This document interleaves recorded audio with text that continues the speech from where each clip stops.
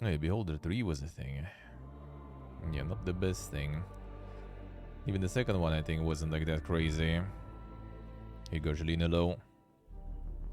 The Masterpiece Golem is out. Yeah, I actually am not sure if the Masterpiece... I think Masterpiece Golem wasn't even available here, wasn't it? Oh, no, it isn't. It is. The Quality Gaming. Man, that's a very low amount of reviews too, I have to say.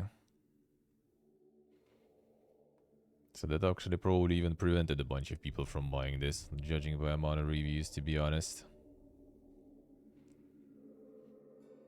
Imagine shooting the bed that hard. They even got the apologize out there. The apologies,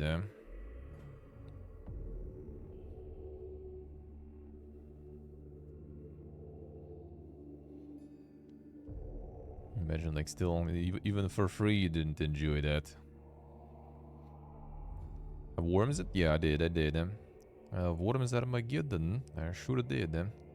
It's a bit of a pain, though, to go with it on modern PCs, but yeah, sure did.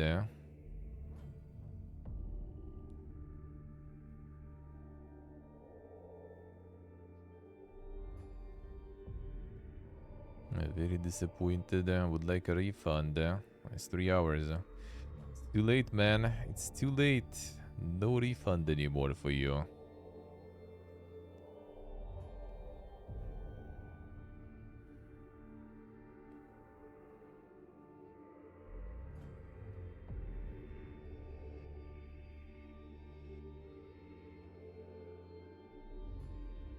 Someone actually enjoying it too.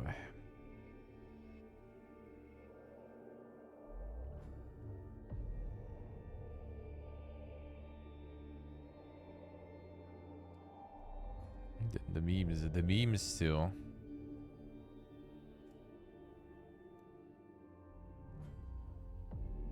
Also in the Redfall category, I guess, yeah. This game sells for $10, recommend buying it. Is it really? I'm not sure you want to pay anything for it. Oh, there's way more reviews actually. I guess a bunch of them are kinda filtered. Was there like something considered review bombing there? Doesn't seem like it though. Doesn't seem like it though.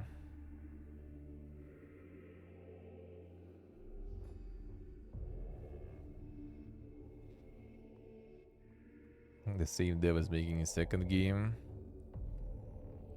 I mean, the dev is not bad though. Like, the Dalek is alrighty, and Naken is a good publisher too. Like, did a lot of good stuff there. It's just like, why? Why did they shit the bed with this one that much? Yeah, the Dalek is publishing also, I think, right? But yeah, they have a bunch of good stuff. But they're mostly publishing, actually, to be honest. I don't remember what was actually theirs. Mostly kind of publishing, and then I guess decided to return to developing, and that didn't go that well.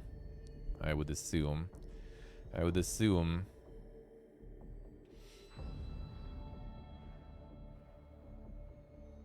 Well, I in general feel like there is something weird going on with a lot of like huge fuck ups now and everything. He's kind of like, I don't know, maybe just kind of like some sort of like developers just kind of like riding over that stuff a little and trying to kind of piece out to some like smaller studios that way. And just like so sort of sabotaging some of the projects. Not sure because it's just like, dude, how can you even like pull something like that off? Like with Golem, with all the delays, with Redfall, with also delays, and you know, like with them knowing and seeing what it is.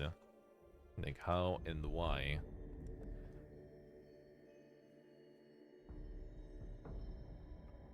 Yeah, working point and clickers for 20 years. Not the only doing point and clickers. I mean, It can be doable though. Like it's not like you can't make something else. They started the only point. Like I mean, as I said, it's hard to say nowadays because they publish a lot, so you kind of like can't really see what they did develop fully and what did they publish because they're mostly publishing now.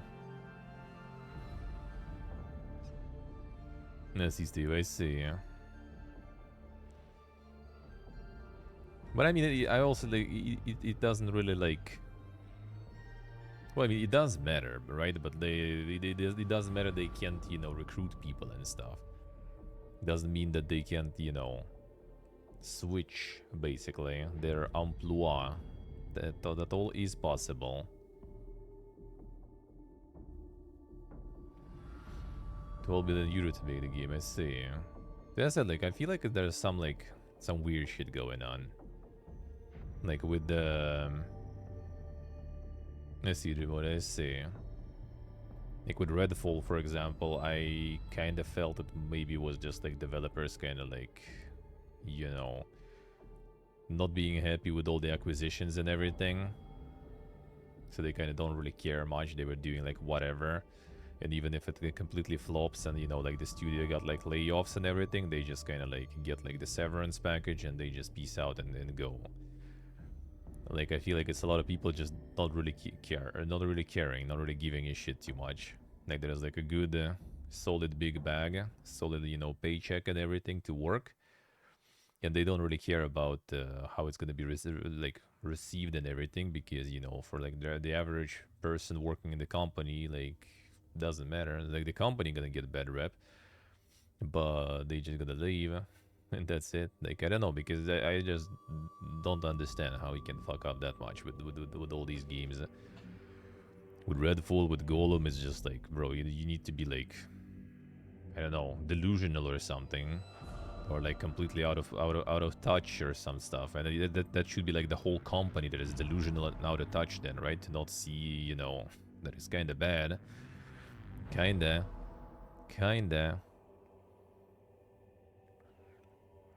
But I mean, it took 12 million euro to make the game. They probably got it in a bunch of like paychecks and everything there. First of all, they have a publisher, right? Second, there's probably was some sort of like sponsorship from like government and stuff nowadays. Nowadays, that happens a lot too. So that could be not even that much out of their own pocket.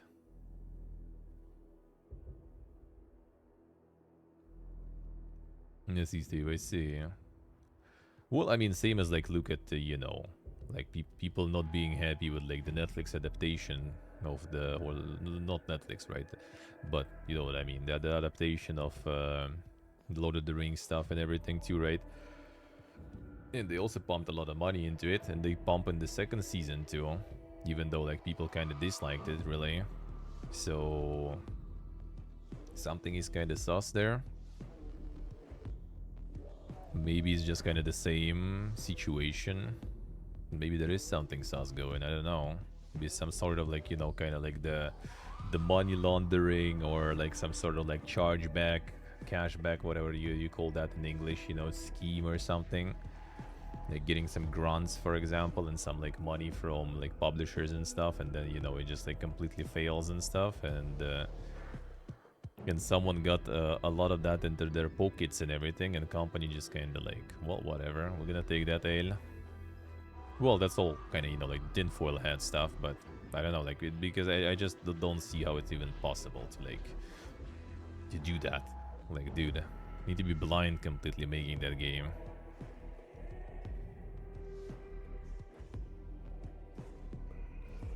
It's already paid even if it's trash. Yeah, I think so. They just like rather like, you know, it's just like they just flipping the license, right? They got the license, they know they're gonna get guaranteed profit out of that, so they just kind of like do whatever they want, you know, just flip it, make some profit, and whatever. Like, I'm not sure if they really got like 12 mil out of that, but again, like a lot of that 12 million could be just like some other funds and everything. Could be some literally like some government support fund. Like some publisher stuff, right? Then they got also some sort of like, you know, game dev tax return thingy going, and basically just kind of, you know, that cuts the expenses by a lot for them personally. And the government is also quite often seems like doesn't really like care, I guess, too much. Like look at Elix, for example, right? Like Piranha Bytes is pulling again and again the same situation with the... Well, I mean, I wouldn't say bad games, right? But like the games on the release that are actually usually mostly really bad. And apparently Elix 2 is kind of like meh in general. Even like after the bugs and everything, right? And they got another funding for a new game from the government. So like you would kind of think like, bro, like if you have like money as a government or as anyone, right? Like would you want to like give that money to some studio that is failing or something? So it's either we don't know something there, right? Like there is some interest underlying, or maybe they're not as much as a failure as we think, right? Like we see like bad reviews, like, you know, like that's kind of not the best comparison. Oh, they probably removed all this stuff. Like NBA games, right? Like last year or year before last, 2020, I think, 2021, I think, 2021, I think, was like mostly negative pretty much through like all the lifetime. And that shit earns like billions basically in the end. Even though it obviously like bigger, you know, audience for that, more interest. But I mean, Golem also probably got a bunch, and like even this like small amount of reviews on Steam doesn't mean that there wasn't a lot of them being sold on consoles and stuff too, right? So they still might even make something out of it.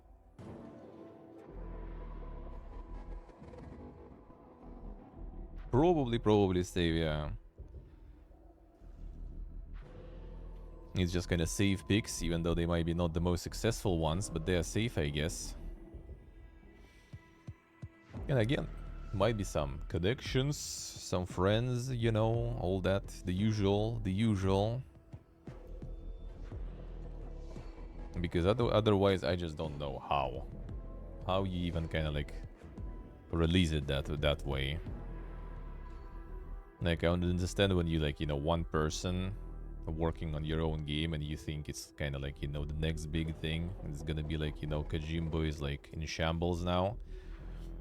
And you don't show it to anyone really, right? And you just release it and it's dead in the water instantly. But that's like one person. You can't be delusional alone, right? Thinking it's the best thing ever. But if it's like a whole company with publishers, with investors, with the testers and everything, QA and stuff, like how it gets through that. A bunch of Warhammer stuff on sale. So Lost the Palace of Ice. I'll play that one at some point too. I'll play that one at some point too. Check the adventure of that one a little bit at least.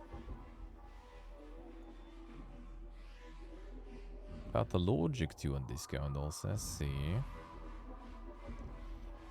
Gladius got Adeptus, like Adeptus Sororitas alone costs like a game. Well, I mean Gladius is for free though even, so... Or was, at least. I'm not sure, is it still? That's a good offer already. That's a good offer already. A Dark Tide with the content drop and 30% discount. Yeah, give it like a year or two more and it might be actually kind of solid there. Yeah, I think so. The Warhammer Fest is indeed going still.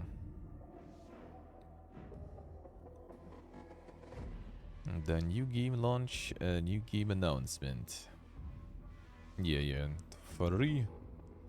Take it. It's actually pretty good. A Warpforge demo again, like dude, like a year ago was a demo already. There's like no release date whatsoever on this one. That's kinda sad, because beta is probably still kinda dead-ish.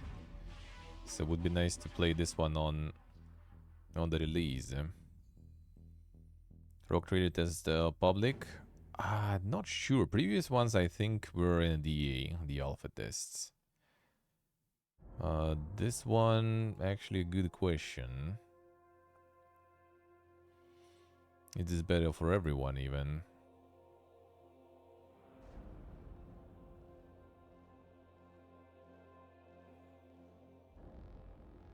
Get access to the beta. Oh yeah, you need to pre-order to get access to the beta. And yeah, not sure if it's NDA or not. Previous ones were NDA, I think. Some like chosen streamers and everything gonna get in, but other than that, probably also gonna be NDA, I would assume. I'm just gonna wait for the full release. That'll be nice. It seems like it might be interesting. People stream previous one. No, just like everyone. Like I know they allowed like Co Carnage, for example, right, to stream it, but yeah, was it just for everyone there? Hello, Anikas. At the Dark Tide. I mean, I think it's kind of alright. He got new update and everything. We watched the show on Thursday when they were where they were talking about it. Still kind of going mixed though. I would say still probably worth waiting a little longer. It's on Game Pass though, so that actually might be not a bad idea just to get Game Pass and, you know, just like try it for a bit there, see how it is, and if it's good, can buy. But yeah, they had some issues, but I think they kind of like slowly going through it. And same was, I think, with Vermintide 2 and everything, right? Like on release, everything was quite bad. Well, at least not good, not very good. And then over time, they just kind of like made it already way better. I would mind at some point also to play. That seems nice. Okay, next gen, hello. How are you doing? The weekend is indeed pretty good, eh? Yeah, Blood Bowl 3 also was... Oof, man, holy shit. It's even getting worse. How do you even get it worse than at the start? Bro. Yeah, I remember people were excited about this one. And yeah.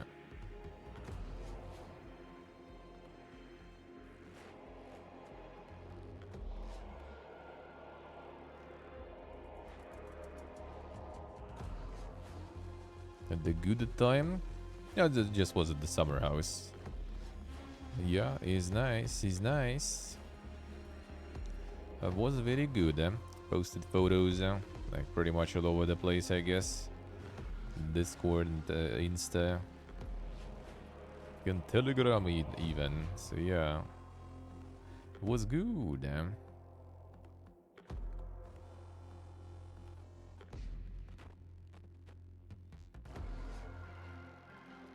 Just stick with Blood Bowl 2, alright. Yeah, I was expecting they kind of like improved this shit at least. Over time, but nope. No India on that one. I see remote. I see interesting. Interesting. Yeah, and how did they manage to botch that release?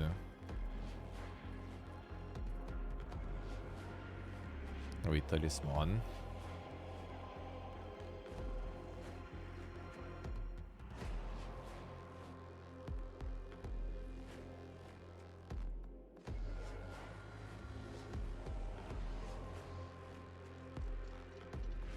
Wait, is it in Warhammer Skulls? Though?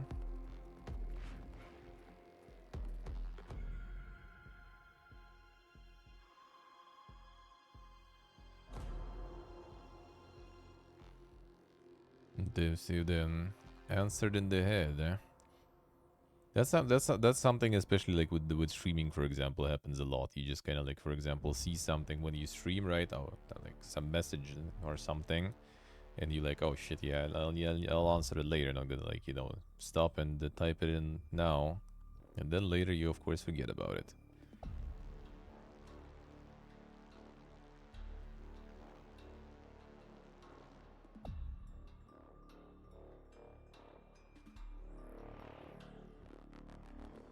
No, I see what I see.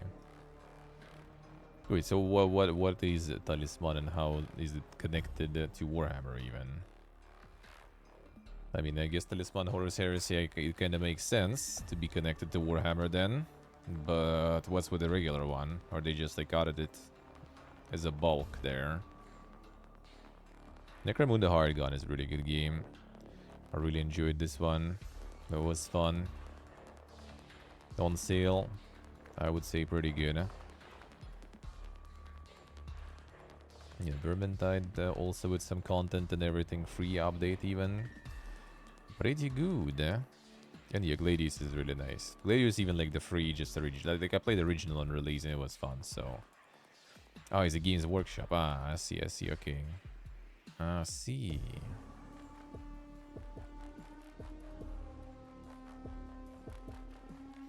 Yeah, so they just still rolling this one in too. Alright. Oh yeah, there is also the Fury of Dracula there, I see. True.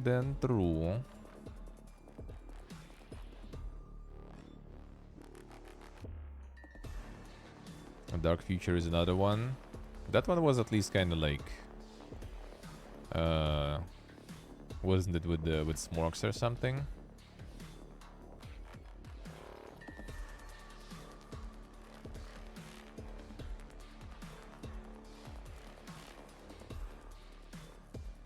No, I guess not.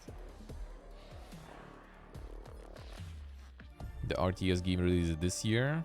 I think in June there's gonna be another stream, they said. Let's see, let us say here. Talking more in depth about the Realms of Ruin. Yeah, still coming soon. But yeah, I think they said in June we're gonna like show more and talk about it more, so we'll see. Yeah, even like the similar to Valiant. Like if it's actually gonna be kind of like Valiant, that'll be sad, because like Valiant wasn't too bad, but like I don't know, that wasn't it, man. That wasn't exactly it. Like, it's a good game, but like I would rather have a different type of strategy. So I hope it will be different. That was Kite Games, alright. Like, it was kind of cool, and like the voice acting, the story was there and everything, but like, I don't know, something was kind of like off. Dawn of War 2 I also don't mind, right? Like, that was also squad based and everything, and I enjoyed Dawn of War 2. But if it'll be kind of Dawn of War 2, that will be fine at least. But yeah, I would rather have something in Dawn of War 1, to be honest. With like the base building and everything is a little more fun. And a little more flexible in how you can, you know, like create the campaign missions and everything. Like Dawn of War like campaign is really good. The Winter Assault and stuff, that was really nice. That was really cool. How the whole campaign was made. I really enjoyed that. This is the USA.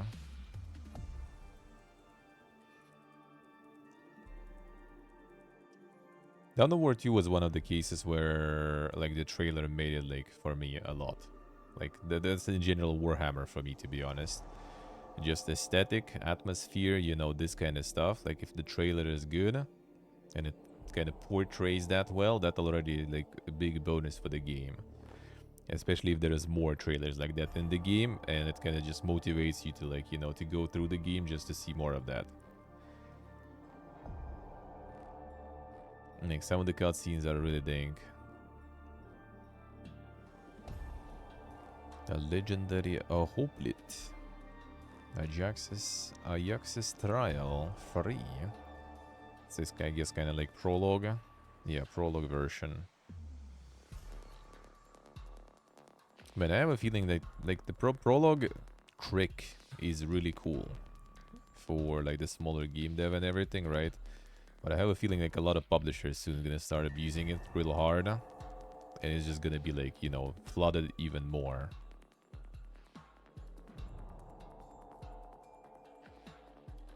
Tower defense with action RPG.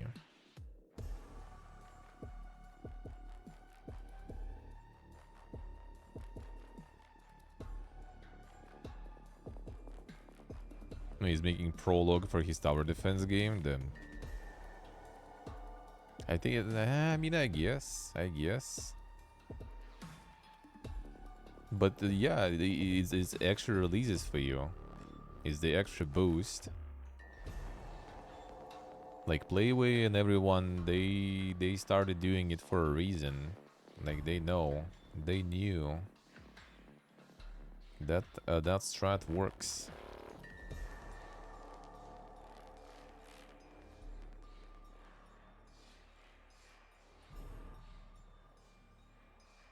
And is this dystopian choices matter?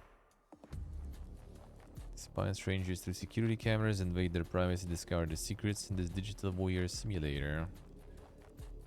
In the future of the Primate Observation Club. In 2099, the rule about messing with your unlucky subject still remains in the sequel. Do not feed the monkeys.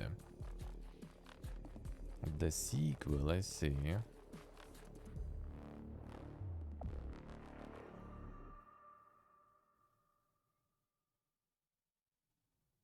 And the monkey cyclops.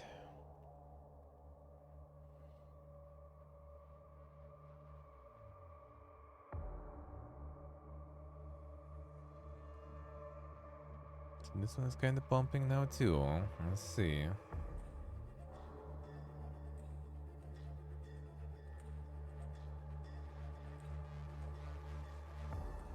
And the first one will probably like the second one. So actually got the good sequel there. Got the new sequel. The actually good sequel. Oh yeah, Miasma is here too. I'm mostly positive. Alright. Yeah, the Convergence, League of Legends, very positive. Like Riot so far with the with all these the League spin-off games, they're doing good. Like all of them getting like good reviews and stuff. So far I think they didn't botch a single release or something. And they also charged like solid amount for them too. And it's still going pretty well. Impressive, impressive.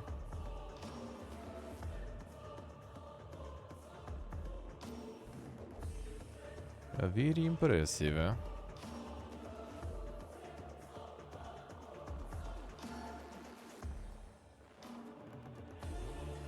Oh yeah, the Studio Ghibli-like, according to the journalists. As clearly is not though. Very positive. Oh, pretty nice. The epic sci-fi saga.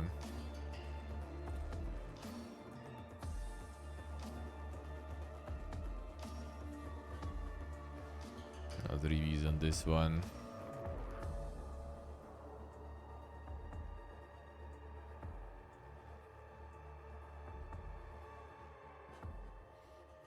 With the fresh art style, yeah.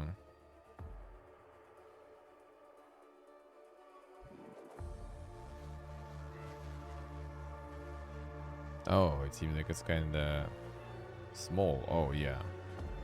4 hours. How much do they charge? That's pretty good though, actually. That's solid for like the quality a game with the actually like somewhat big publisher and everything. I would say that's pretty solid. See, it's 4 hours. 18 euro for 4 hours. I mean, might be a little.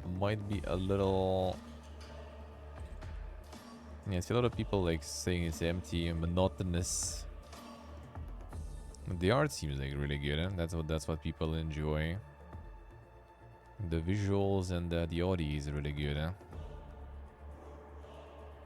The atmosphere. Yeah, 4 hours for 20 bucks in my book might be a little too much.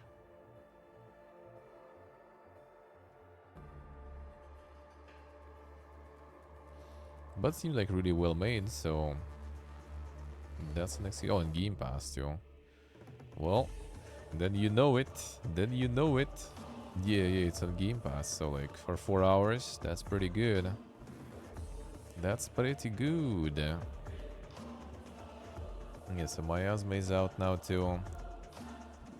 I'm mostly positive, It's interesting how they like almost all of their like tactical games, they all like in the same kind of like range of like popularity, review, you know. It's pretty much all of them are the same. They do good stuff, but I feel like it's like very underrated, in my opinion. In my opinion, it's quite underrated, usually, for them. Like the Mutant Year Zero, right? All those, like I think they are like pretty nice, really good quality, but they always fall a little short from like being, you know, like in like some giga positive ranges. The balance issues and a hefty price. Well, yeah, I guess the price tag might be an issue too. Mutant Year Zero was a kind of like cheaper one a little on the start, but it also kind of went full free mode very soon.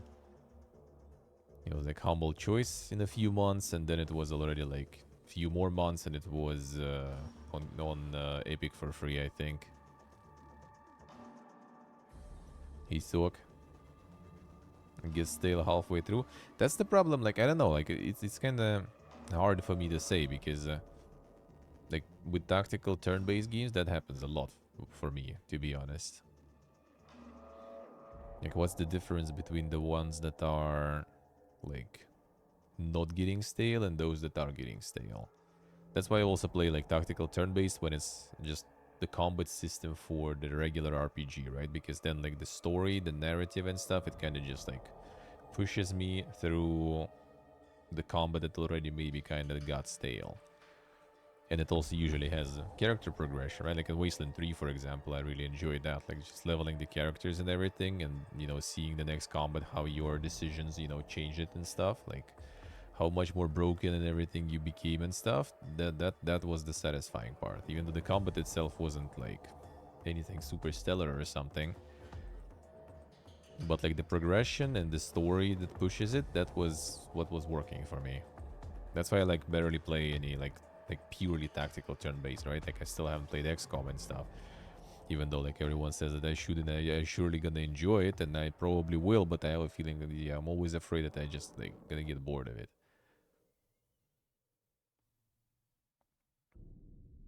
Yes, he's the USC, yeah. This one was sold last week. This one is still around. This one also sold last week.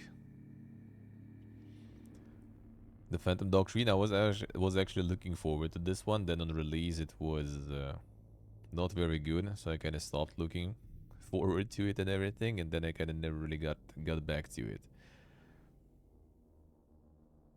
It was like for free or something, even at some point somewhere. I don't remember because I think I even maybe have it somewhere, but not sure. With that, I'm not sure.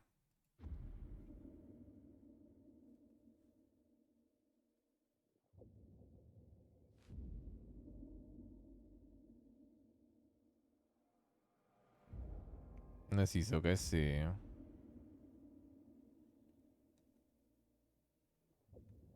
Yeah, like if there is no like progression like that, it is a little bit of a sad part for me.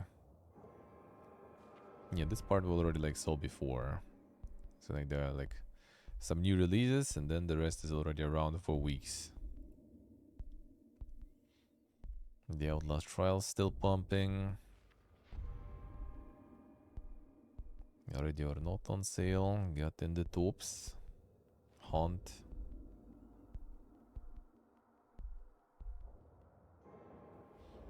Constant new stuff to unlock. Yeah, the progression and everything can always like that. That's why I like in RPGs. What I kind of like should probably kind of even like write it down somewhere. I think I even did, if I remember correct.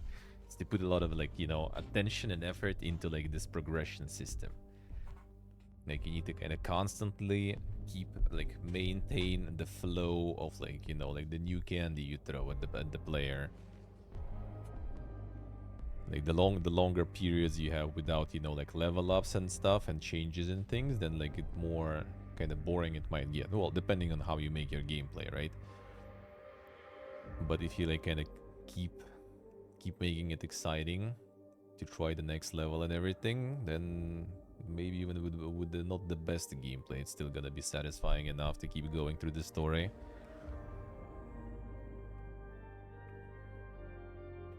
Yes, these days I see, yeah.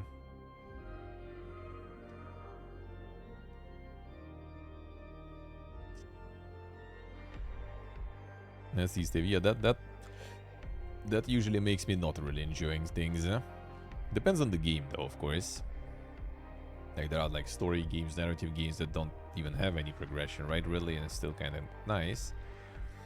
But I feel when there is a good progression, that just kind of, like, that shines. Like, Wasteland 3, I really enjoyed. And even though, like, yeah, the combat wasn't maybe, like, super crazy, like, the fact that you, like, every, like, few fights, you basically level up. And, you just kind of, like, constantly do something. You constantly kind of, like, you can constantly do something, and then, it, you know, like, you just, like, well, right, like, +1, like, melee, for example, right? You level melee +1, it's just kind of, like, a little more damage and stuff, right? Maybe, like, some new weapon you can use, and then you already see, like, the next point is gonna be, like, some perk unlocking, for example, and you're, like, already, like, looking forward to the next one. The next one is not super far. And then you kind of just, like, you know, keep unlocking new, then you see, like, next perks, like, oh, if I invest 10 here, that's gonna be this thing, like, oh, you get, like, 1 IP per kill back. Ooh, man, that looks good. And it's just, like, you constantly, like, progressing, though, and it's not like, you know, you see, like, the perk at the end of the scale, and you're gonna get that, like, you know, at the end of the game, and probably they're gonna be the only one that you're gonna max out, right? But when you, like, know that you're gonna get it kind of soon, and you're probably gonna max out, like, something else also on top of that, that feels good.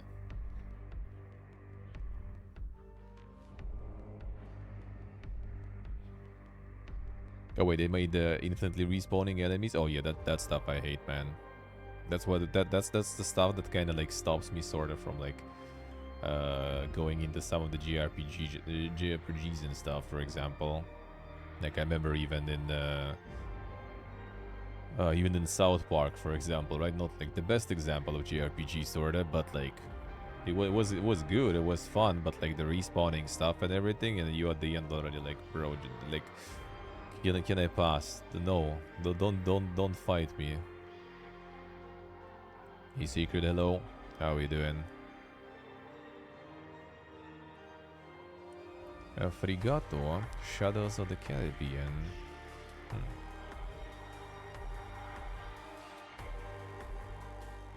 A Free Mind SA. Damn son, I got, like, some the Giga trailer there.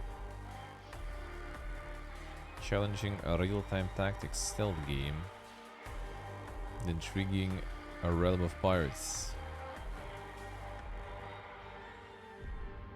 The crew of sea rogues and beat the British Royal Navy to the Caribbean's most valuable treasure.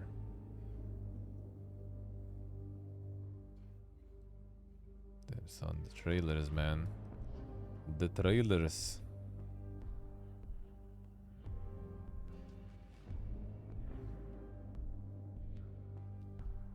Mermaid and stuff even.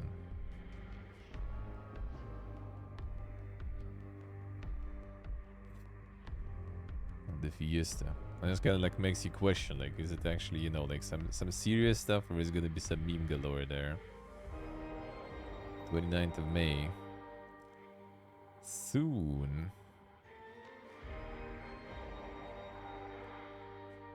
It's gonna be early access. There's a demo, actually. That's nice. Okay, rain is going. Oh shit, that might be the rain that's gonna be in my window now. Let's see, a bit maybe not too bad. I think it might be. Need just to close the window. 11. Yeah, one second, I go close it.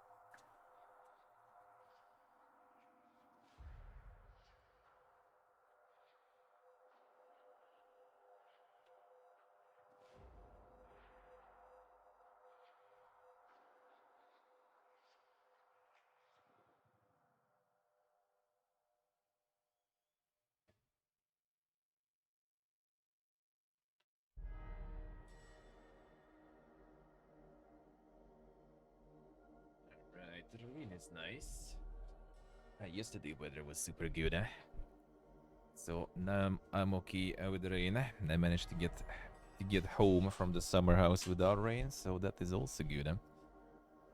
That is also good. But yeah, we'll see.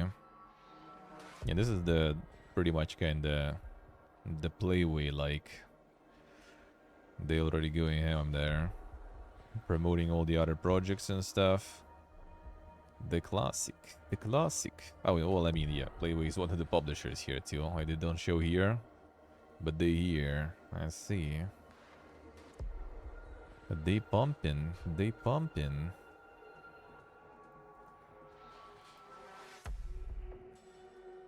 A high rise. Sounds kind of familiar. There's some game like that already before. First-person survival game. Set in a high-rise building been sealed off by an alien monster invasion. The resources to make fighting weapons and survival tools. Find and send a rescue signal at the end of your desperate survival. Oh yeah, true save. That I remember. That one I remember. Yeah, with online co-op and stuff. Alright, that's some meme stuff probably. Early access to free multiplayer demo. Damn, son. Even the multiplayer demo. Insane. A return.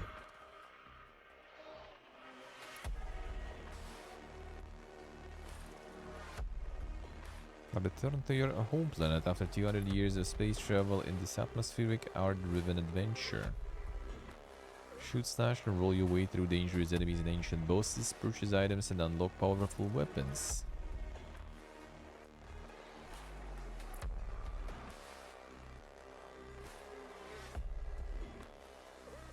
Oh, that's like a cool, like, viable way to do, like, you know, pixel art if you're not, like, super good. Because you don't need really, like, a lot of details, right? You just kind of, like, make the shapes mostly. And a little highlights, kind of, like, with different color. I was like, seen some like that before too. The style like that. It looks pretty nice. I like the backgrounds like this, like the layered ones. The feeling of depth. It's pretty cool. I don't know. In general, kind of looks like appealing to me. And that type of pixel art. And usually, it's also kind of like pretty like huge pixels, sorta, which I don't like kind of most of the time. Like if it's, you know, like the game with details and everything, but with huge pixels, I kind of don't really like. I like more like, you know, Dead Cells, for example, when it's like small pixels and everything, but it's a lot of them. So it's gonna feel a little more high definition, sorta. But this one also is like a really low amount of pixels, but because it's just a shape with no details, it doesn't even look like there's, you know, like there's pixels, huh? And there's one big pixel, basically. That's pretty cool. Maybe that will be something to look into for me when I will start doing the attempts to make some art for my PPG shit. But yeah, it looks pretty good, huh? My very first game.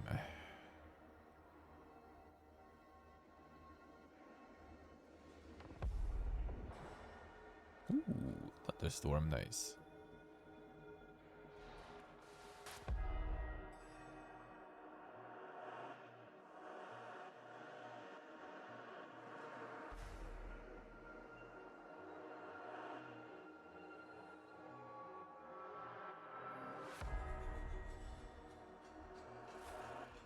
Now this is the first commercial game. Now he's sharing the very first game in general, I see. You can get super games there. And that's quite the transition, you know, from this to the commercial.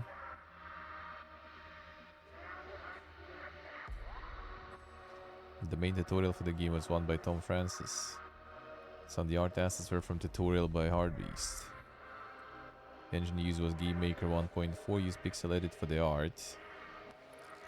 Project also literally called the first game. Damn, son. As of today, participated in 24 plus game jams, and to think I'm launching my first commercial title in less than 2 weeks is crazy. 15-year-old self wouldn't believe it. That's pretty cool. Project 1, I see.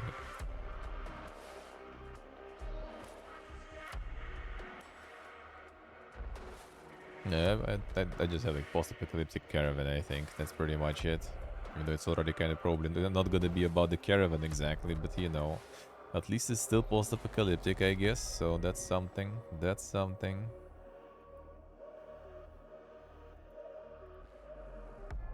The Magenta Horizon.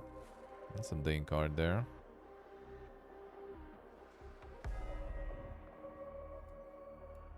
Fast-paced 2D action platformer game heavily inspired by spectacle fighter genre. Thing is a reaper of the twisted purgatorial afterlife. Push your skills to the limit to destroy the hordes of demons and epic bosses to reach your destination.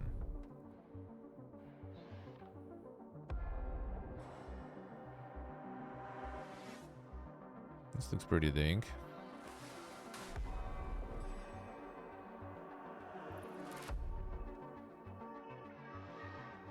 The art looks dang especially. Just the project, yeah. What was that? Yeah, you have like the combo counter and stuff there too, yeah. Can go ham. 29th of May too, alright. Yeah, next week is like it's quite packed with stuff. Next week's quite packed. With releases and everything. To hell with the ugly, damn son.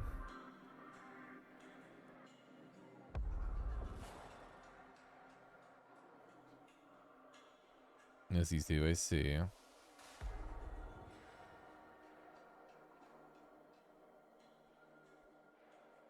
A gorgeous yet a shallow young man must investigate the fight his way to freedom after being kidnapped.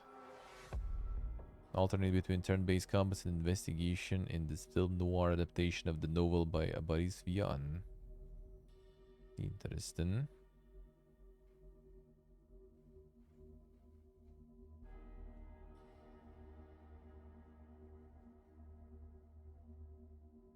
Art France. I feel like the proportions are completely off there. Interesting.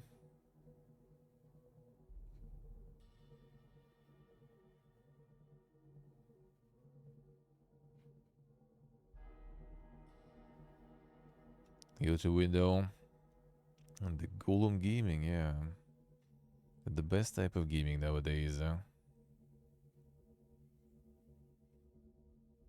The best kind of gaming there. I already checked how the Golem is doing. That we already did check.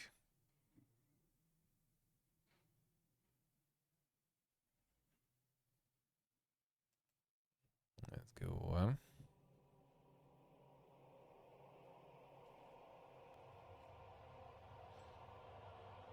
Friends versus friends. I think I remember this one.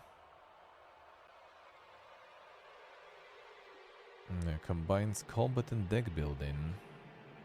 And that fully agenda too. Choose a character, customize your card-based loadout. Get ready for the fights of your life. Yeah, like the comic book art style. That looks pretty nice. I like that type. The Void Busters were really nice with that type of art. That was pretty cool. Finished that one. Well, as much as you can finish it, I guess. It looked kind of alrighty. Yeah, that's the closed beta and stuff.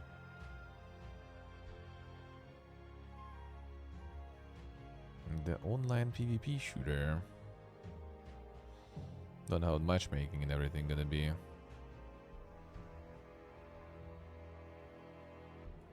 In this one, but looks good, huh? Looks actually kinda good, huh? Glass Masquerade 3 Hody Lights. Tabletop.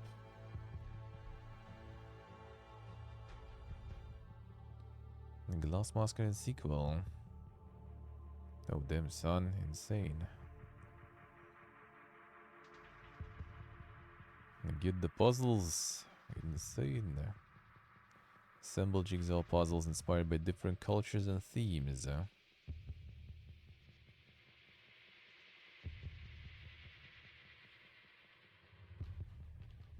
Damn, you got some games to give to your mom on Steam now.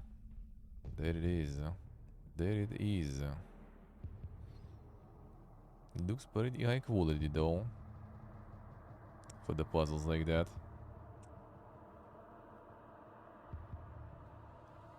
A true window, true.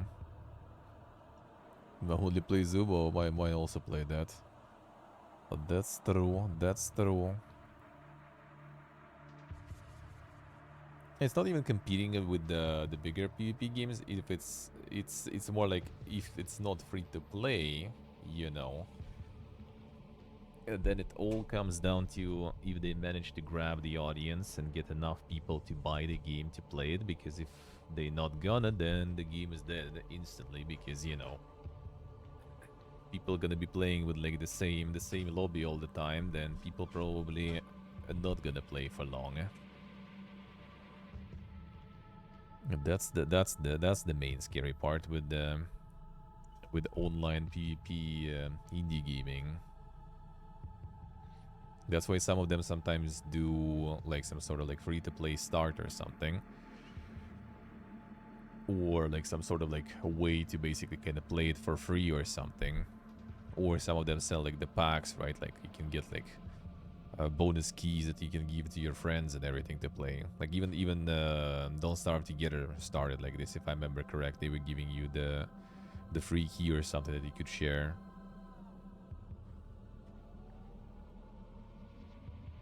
To maintain solid player base, yeah. Well, in buy-to-play game, it's kind of a little less important. But in case of indie one, yeah, it still kind of is. The Poly Bridge 3, yeah, we're gonna play that one. We're gonna play that one next week.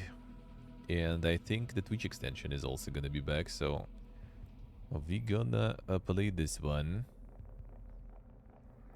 Gonna be time to get the 5 heading going again. And there's gonna be Twitch extension where you will be able to get some of your solutions that we will be able to see together and everything. So that's gonna be nice. That's gonna be nice. I already could even like play it, but the Twitch extension I think starts after the release, so I decided to wait with it. No, you just like literally in browser under the player, unless they change something. But with second game, like right under the player, there's gonna be like little like the extension window, and you will be able to build stuff there. And then I think I will be able to like load them in my game and see how it plays, you know. Basically.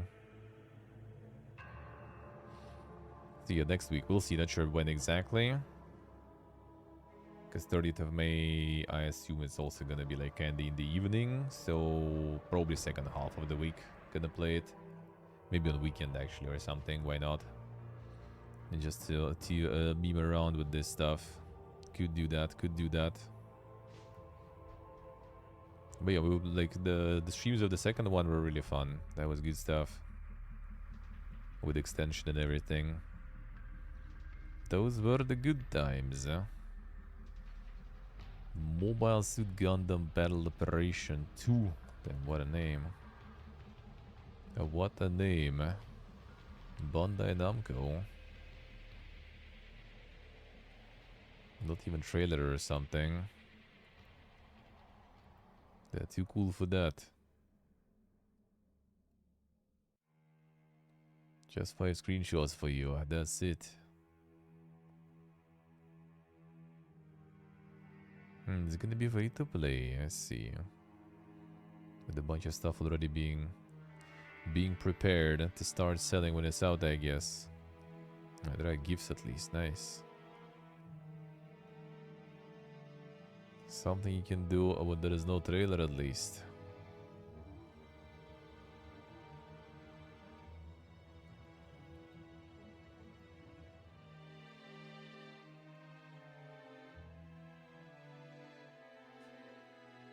And then space too.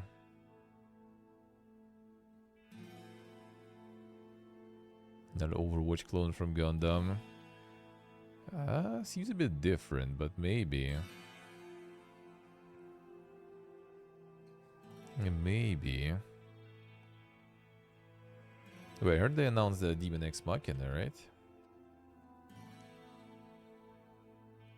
Now the Steam is probably not on Steam yet then, maybe. We'll see. We'll see what that's gonna be.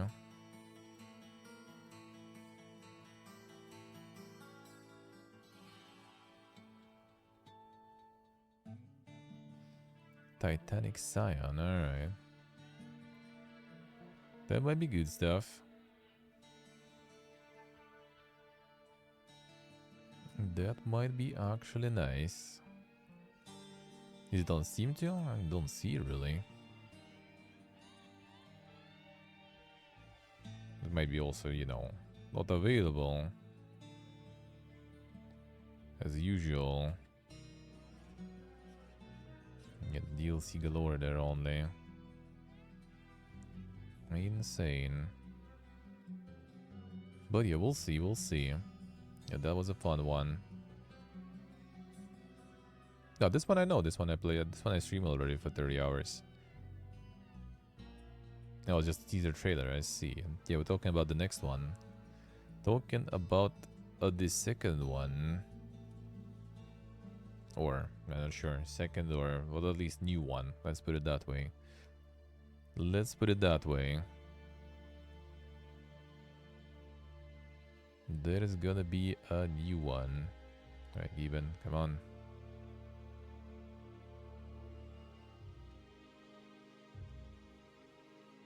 Alright, checked all this stuff. Let's see other stores. Reykjavik. The Giga sale still going. The Mega Seal. Free this week, Discord Nitro. Poog. Gladius I played on release. So I already have it. It's good. It was good when I played. That was a nice 4x strategy. Yeah, Fallout New Vegas for free. The Ultimate Edition even too. If you don't have it still, somehow, better fix it. That's some good stuff.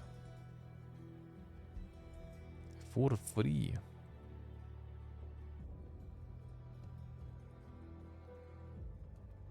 And use them. The Iron Man playthrough in Vegas. Yeah, not sure about that.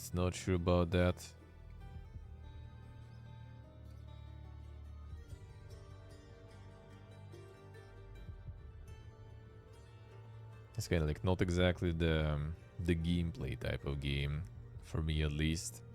It's all about the story, all about the RPG stuff.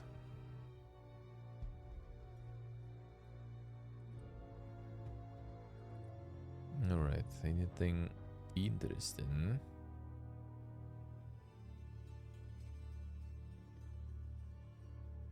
Regions and the challenges. Shredded Aliens Dawn. That sounds familiar. Which one was that? Let's go with like devlogs here. An epic. Alright. Survival game. What a twist. Let's see if this one is even already out. Oh, in April it was. Ah. Already was in April, huh?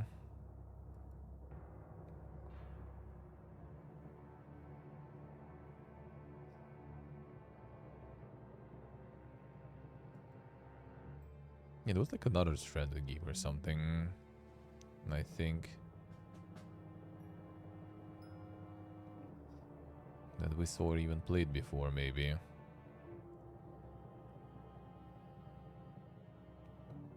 I think I remember this now, alright. Yeah, and then there is like kind of this... the horde defense mode there, alright. The unpredictable journey. Does look pretty good though, I have to say. As long as it also plays good, 4.5 stars. That does look nice. Dream World 3D, yeah. With the horde defenses and everything.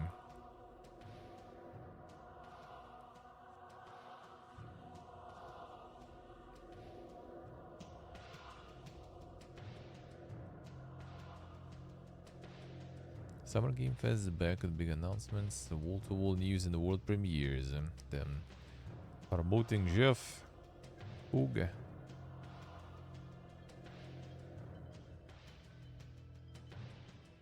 Started to actually... They actually post more articles in the news, seems like. But more kind of like the actual random news.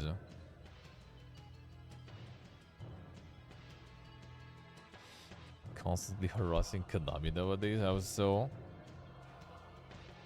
How so? He was just memeing on them or something? Or what is up there?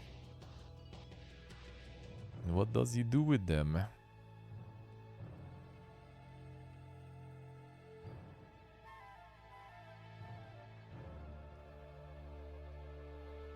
Oh, they say, but I see.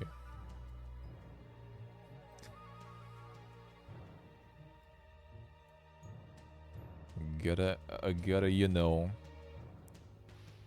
I gotta show his friend. I gotta show his friend Kajimbo.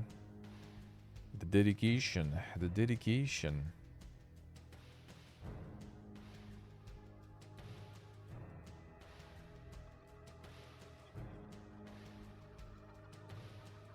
Damn, Steve.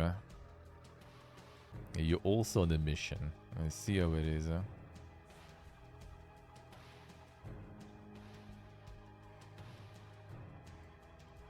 The concerning announcement. Well, I mean, it's concerning depending on how much they will decide to reboot, you know, and redo.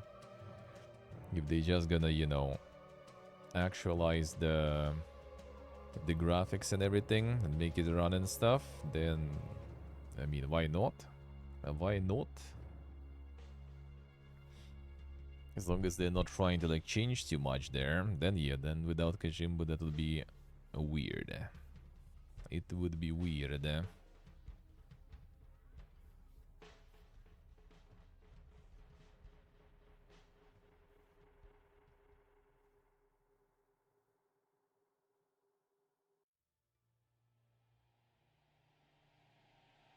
Pretty annoying with that. Well, I mean, yeah, I feel that's a little unnecessary. A little unnecessary. Once is enough.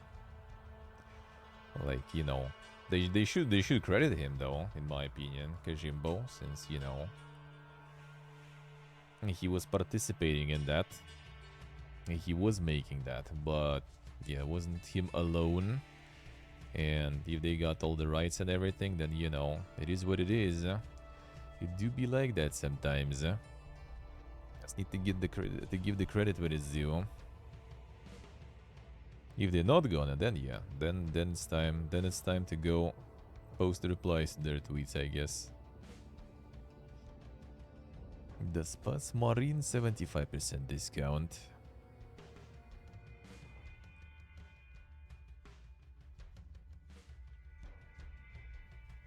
The Warhammer Skulls free game digital goodie pack. Pog. Give it to me. At least everyone, including him, yeah.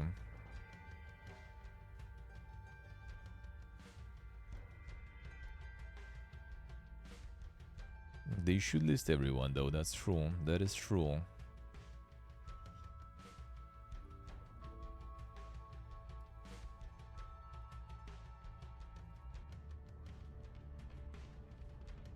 Down over Master Collection for $10.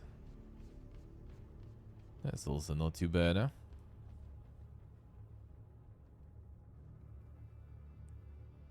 Then all the Warhammer in the top, and then it's Heroes again. They back. The Weird West Definitive Edition also 60% sale, got to the top. Celesta, all the RPG enjoyers. All the RPG enjoyers.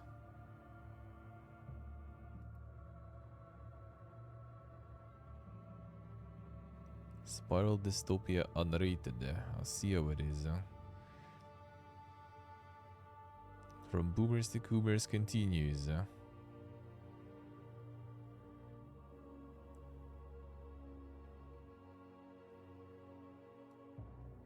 And more Warhammer all over the place. They got the GOG and everything, so not bad. The GOG has a lot of like the old ones too, though. That is nice. That is nice that they still have the Boomer Warhammer games still. That's good stuff. Alright. Some old ones, do it, do it.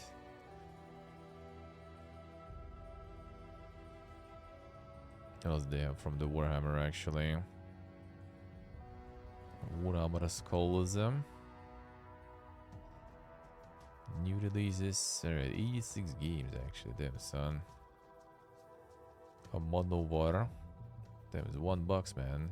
As DLC. Well, original game is $3, so. More time for $2. I think Steam version. I think it was Steam sale. I think so.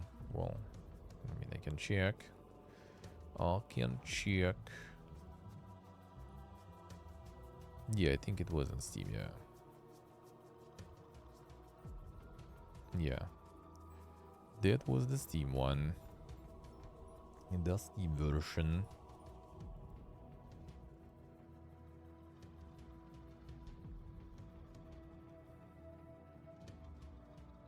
The Chaos Bane at 90% discount. Oof. Oof. That's the reviews on that one actually.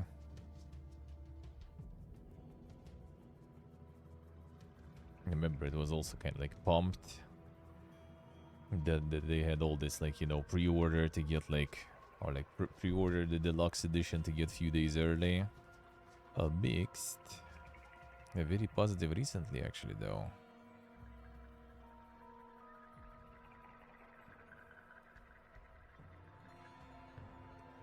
Worked great on Steam Deck. That's on PS Plus, I say. A mediocre ARPG.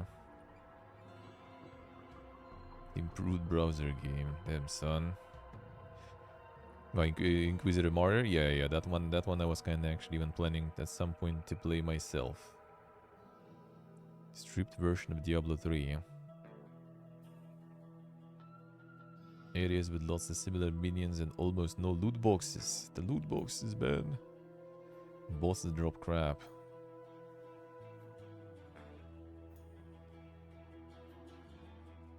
Insane. Yeah, I think Inquisitor Martyr and stuff at least is a little better. A little better. A bit more content too, I think. There's more like 1-2 on box games there.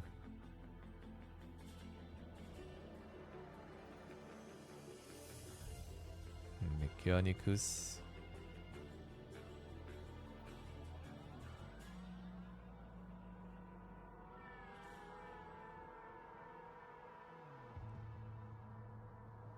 A Deathwing and hired gun bundle there, I see.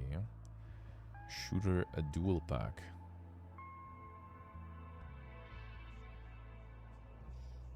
Not bad. Yeah, that's a lot of titles they have. There's a lot of games. Yeah, that's quite a lot. Oh yeah, I didn't check the hidden gems though. The insane discovery queue. That reminded me. Yeah, this was all on last week actually too. I think also in recommendations. Yeah, window. Pretty much. Car for sale. Let me see this one too. Think so. But more insane simulation, dude. And the foodies.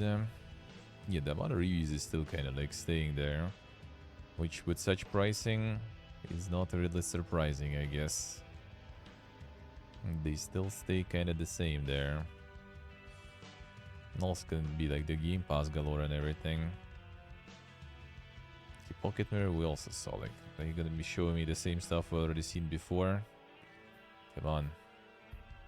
Stop it. Oh yeah, this one I saw before. That's pretty nice. The art style and everything. A mouse.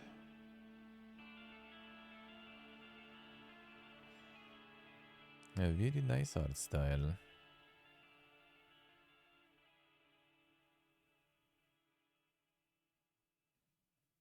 And to see how it's gonna be in terms of, you know, the gameplay and stuff.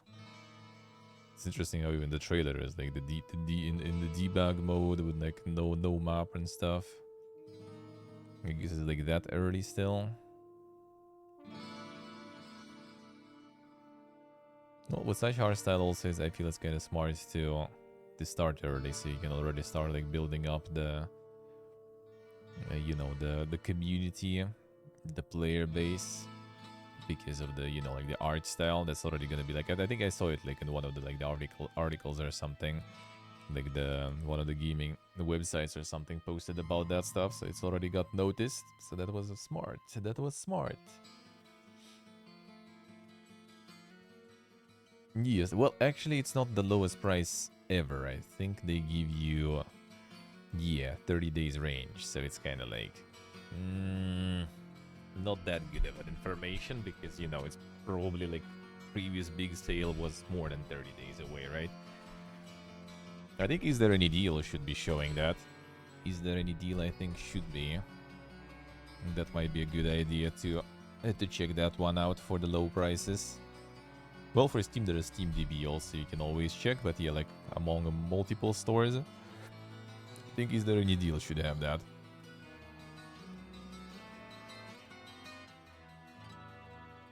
Dance of Cards. Tactical gambling RPG. Try to survive 7 days of a deadly cruise by playing poker. Damn, son. Positive, 14th of April.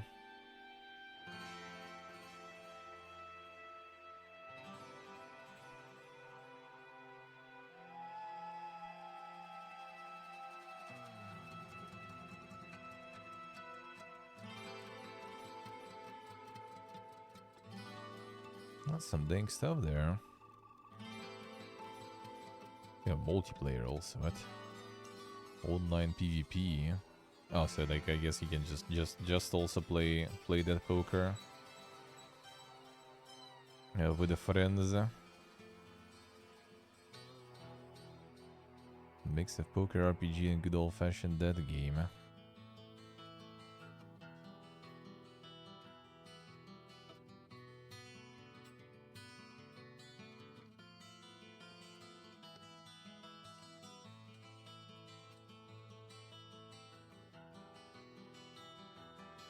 A mix of gambling and visual novel type games. Sure about visual novel, but I mean, I guess.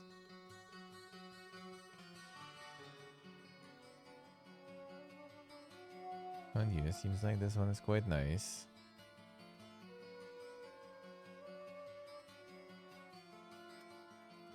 Ah, the Oxygen. That one also looked, yeah, 7th of April. Quite fresh, but already seen that before too, huh?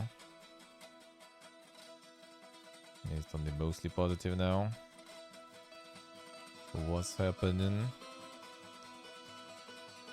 The pace is too slow.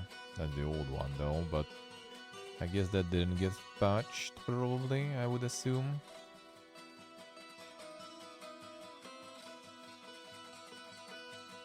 I assume. That's a good price though. Good discount already considering it's pretty much less than 2 months out. Castle of Alchemists. 17th of May. Fast-paced tower defense action hybrid game, styling pixel art and graphics.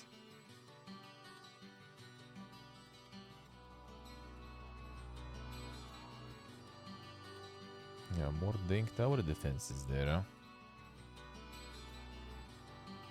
Action hybrid game. Oh yeah, I think we saw this one too, right? Did we? I recognize it. Yeah. That game made you return to Orcs Must Die, I see. 17th of May. 17th of May, rather. Yeah, this one we saw. It looks quite nice though. Yeah, the Dungeon Village is out. That one got a little more. The Kairosoft grinding. Are they already planning something for June? Anything planned? Oh yeah, coming soon. There it is. And the High Sea Saga. They already another one coming.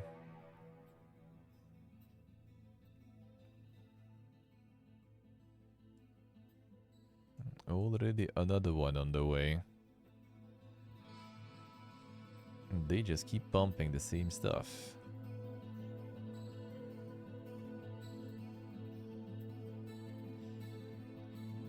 So that's the recent one. I guess like featured their most successful ones, sorta. Don't look too bad, yeah.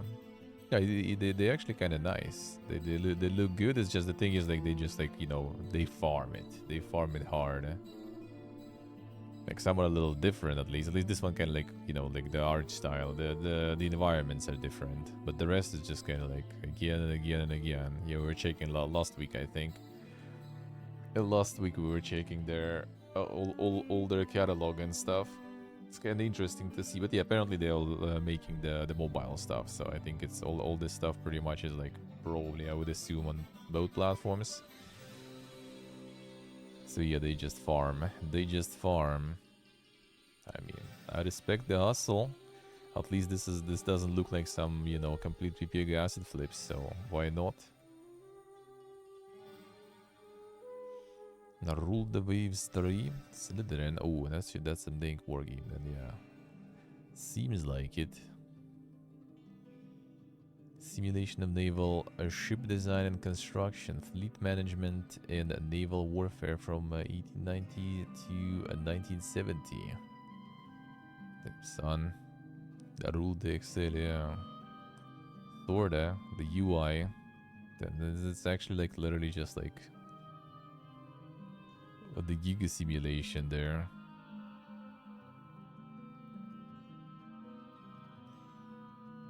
Well, yeah, there's the Excel too.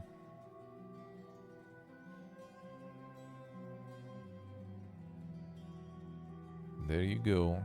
There you go.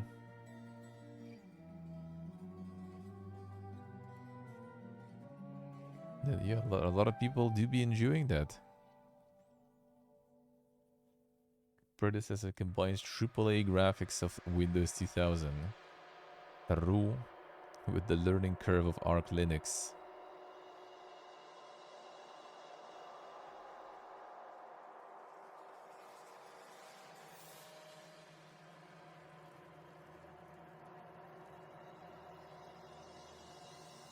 Overpriced, janky, and fantastic. Damn, son.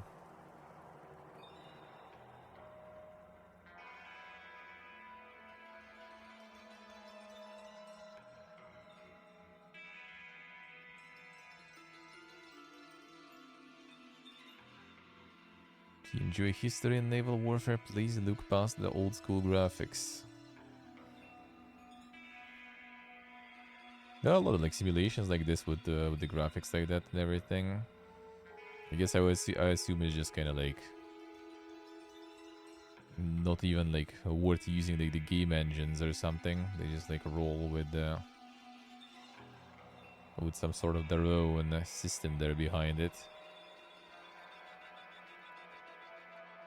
It's even like this is the UI from Windows. I'm not sure about 2000. Actually, probably kind of is. Yeah, like Windows XP, you know, from those times, pretty much.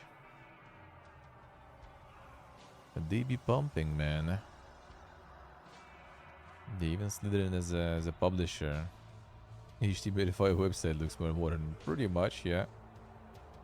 That is true. Yeah, like if they would make like better like UI for this, then will be more people enjoying. But I mean, they still like doing pretty well, I would say. Look at the price though, dude. Also, what the fuck? All right. Yeah, like the war game enjoyers, like you know the military, naval, and whatever simulation enjoyers, they go ham for that stuff.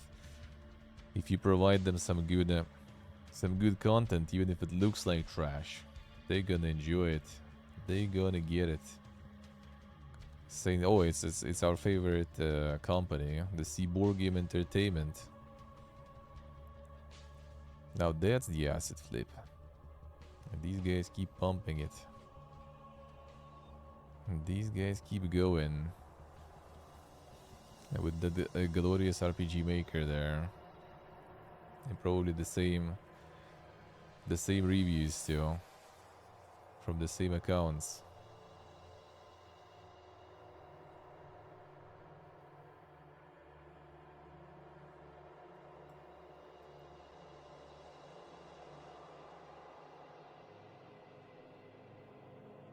Man, dude, even like shitting all over the game and the developer. The developer should start growing, you know, some personal growth. But now they started RPG Maker on minimal settings and happy. But still put the recommended though. So some people actually do, some people do actually, you know, buy some of that.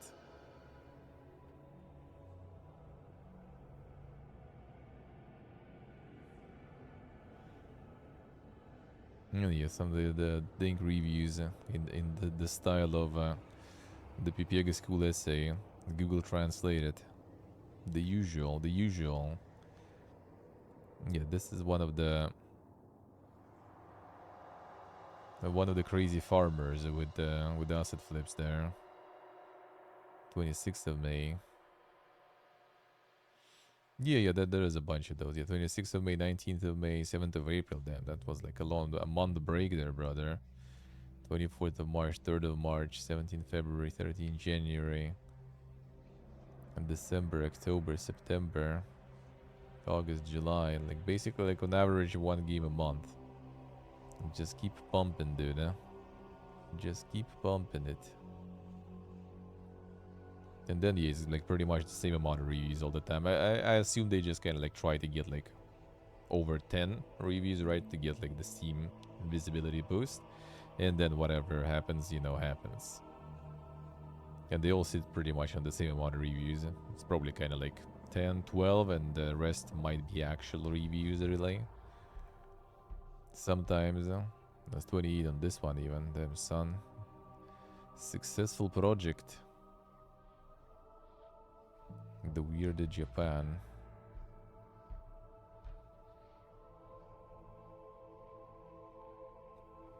Yeah, just like pumping RPG Maker all over the place, and with the basic assets and everything, and then just like trying to sell it for like 50 cents, dollar or something, and farming. There's a this one is not that much actually, 14. Like there are some publishers sometimes it shows that are like completely unhinged there with the amount of games, with the amount of asset flips they're selling and stuff. Oof. Cook serve forever, so before two. This one mixed now, huh? Why is this mixed? Why are people unhappy?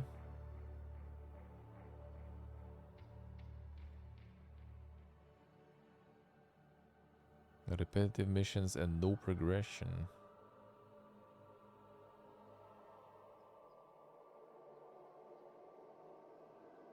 Where is the progression?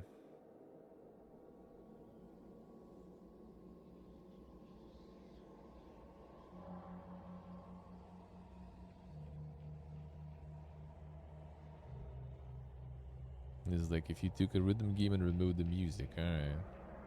Cooking sim and remove the cooking. Cook. That doesn't sound like a good idea. Alright, got that. Got the hidden gems, huh? Mostly repeating ones. Repeating, of course.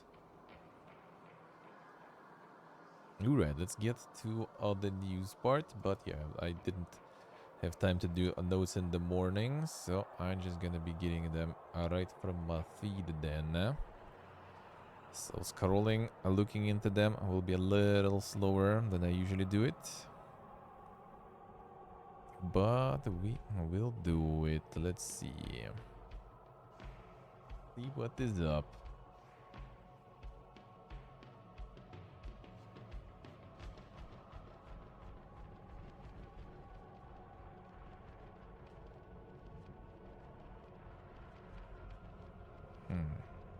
Oh, really?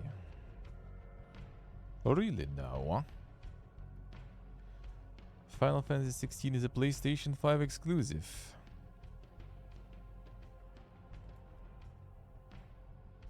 Why? I wonder why. I just wonder if it will stay like this for long. Means PlayStation remained closely aligned throughout the showing since then, be it state of plays, PlayStation showcases, or even PlayStation blogs. It's clear Final Fantasy 16 is a big release for Sony. My cover story trip to Square Enix Tokyo, Japan offices asked producer Naoki Yoshida how a developer, a creative business unit 3 feels about the game's PS5 exclusivity and what that does for the studio in terms of development. I think memes. So it's important to distinguish that CBU3 doesn't go into game development thinking it wants to limit the game to just one platform or company. When the team started development, the studio looked at all options. Final Fantasy being one of Square Enix's very important franchises, up there with the Dragon Quest and the Kingdom Hearts series. When we do begin development, we do approach multiple platforms, multiple companies about releasing the game. When you approach them, they're going to come back to us with their offers. The team in Square Enix then consider all those offers and decide what will be best for the project. In this case, Square Enix liked PlayStation's offer best. It doesn't hurt that PlayStation and Square Enix have a decades-long relationship, resulting in various Square Enix exclusives on PlayStation console. Can you just, like, you know, approach platforms but don't wait for any offers, but just release on all of them? You know, that's also an option. Development perspective, Yoshida says CBU3 wants as many people worldwide to play the game as possible. That said, from a developer and programmer perspective, limiting development to one system makes it not only easier on us, but allows us the ability to optimize it. And that allows us the ability to maximize performance for that one system because we're only concentrating on that one system. On top of that, Yoshida says the team gets a lot of help from the first-party PlayStation in this instance and the developers and programmers who help CBU3 maximize the game's performance. Allows us to create the game that we want to create, and it makes it easier for us to do that. They didn't go for just saying that they got the bag there. Well, I mean, it's not false with performance though. It's just the thing is they still gonna make the PC version probably later. And they still gonna have all this other stuff to deal with.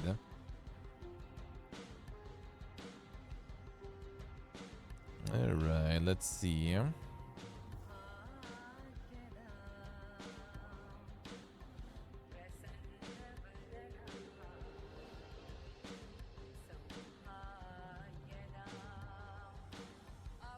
A day 1 patch for Final Fantasy 16 is not currently planned.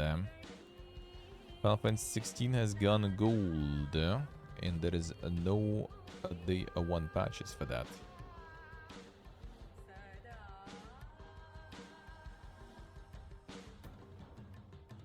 Day one patches draw criticism from players excited to jump into the action, only to be left watching a download bar fill up. Yeah, I mean, it's better to jump right into the fucking fiesta of broken stuff.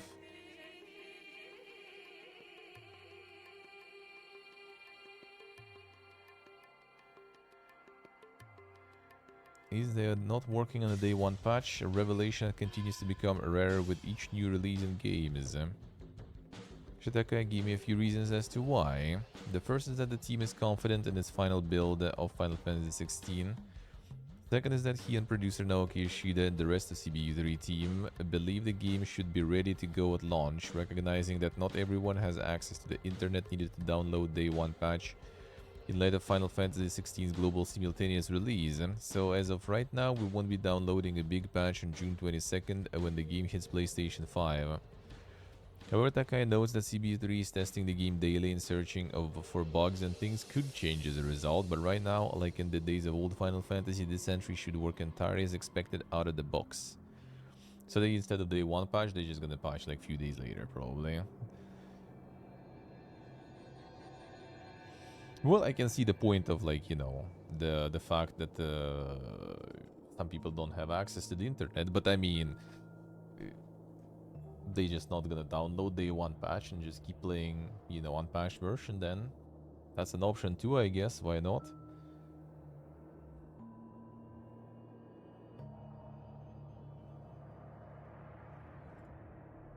And not a broken game and does not need a patch. Well, the thing is, like, they already got game to gold in March, right? And the game releases in June. That is 3 months in which I'm pretty sure they still kind of, you know, doing work on the game. So the day one patch is not exactly, you know, it's basically things and fixes that they didn't make it in time to get in the final version that goes on the CDs in the print, pretty much. So like for someone who's going to be downloading the game digitally, technically, well, actually, I guess it also comes down to consoles and platforms, right? Like you have a build that you already approved, and then you can't really change that build, so you just need to make like a separate patch there.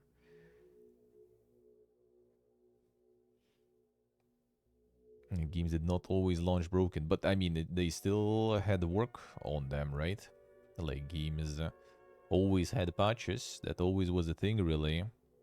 It's just that day one patch is like something more common nowadays.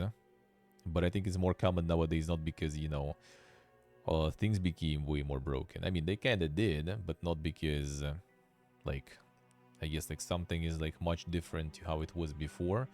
It's more like now we just have like a lot of, you know, the number is just way too huge, so we can see all that way more often.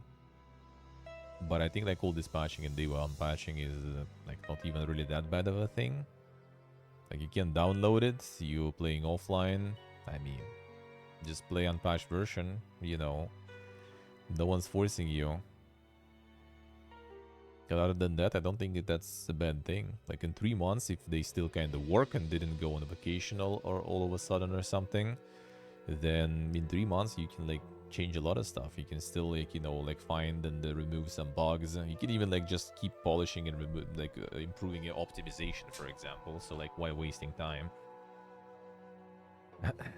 Can even play unpatched on Steam? No idea, actually. I think it should be possible, though, if it's like not some online verification thingy. I think you should be able to. I think you should be able to. I mean, people installing the unpatched versions for like, you know, for speedruns and everything, right? So it's doable. Can on PlayStation and Switch at least, yeah. It should be. Like, I'm not sure how it's done exactly, which hoops you need to jump through, but yeah, it should be a thing. And go back to older builds and settings. You probably still can like block it or like depatch it or something, and just play it like that. And I mean, it's more about like, you know, yeah, people who are gonna be playing completely offline, so then there's no check for the patches anyway, you know. And it's also like CDs and everything, so it's something that you don't see that often on PC. Not every game lets you do this. Well, I mean, in this case, I guess it does. I would assume. I would assume.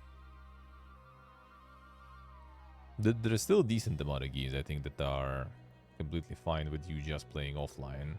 I love you guys. Oh, shit. Hello. Welcome back to the dungeon. Thank you, sir. Thank you, man. Thank you, thank you. Appreciate it a lot. Thank you, man. How's it going? Let's see.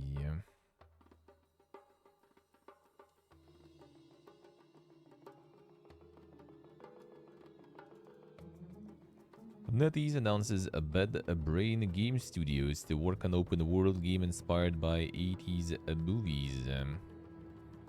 NetEase started to pump, man. Studio headed up by Sean Crooks, a former Ubisoft producer with credits ranging from Just Dance and Driver to the Watch Dogs franchise. Other members of the team include developers who have worked on series like Splinter Cell, Army of Two, Far Cry, and Child of Light. Nah, Steve, I don't think so. I don't think so. I mean, when I was out, I wasn't looking into stuff pretty much, except for like some things that my friend was like linking to me, like in Telegram and or some and stuff like that. I haven't looked into anything. Team hosts its first project will kickstart a new franchise. The title is an open world, story-driven action-adventure title that draws inspiration from 80s action and horror films. Fatbrain is using Unreal Engine 5 to develop the debut title, which will launch across multiple platforms. NetEase is pumping, man. I'm honored to be leading this talented team of developers in Canada. We are passionate about creating memorable and meaningful experiences. NetEase Games has given us a warm welcome with an abundance of support and creative freedom to allow us to do what we do best. The first game is a passion project that gives us the opportunity to truly free our brains.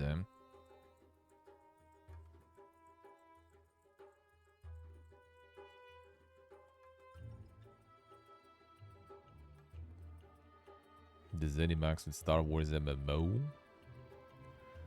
I mean, could be single player, could be some RPG after all.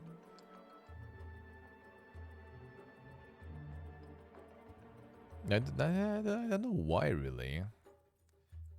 If anything, they should go not to ZeniMax, they should go to something like... Actually, I guess that kind of works because Elder Scrolls Online also has like this kind of like more of an action-y combat, so I guess that kind of works since they already have like, you know, the tab combat already represented with Star Wars: The Old Republic, so maybe.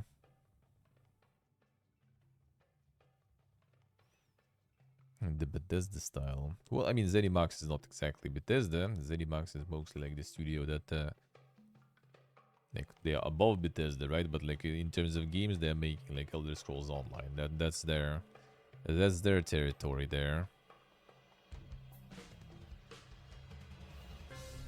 And let's see.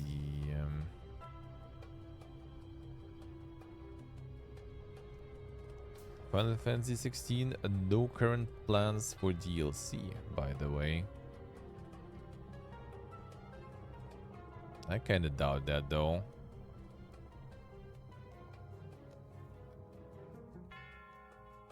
For some reason.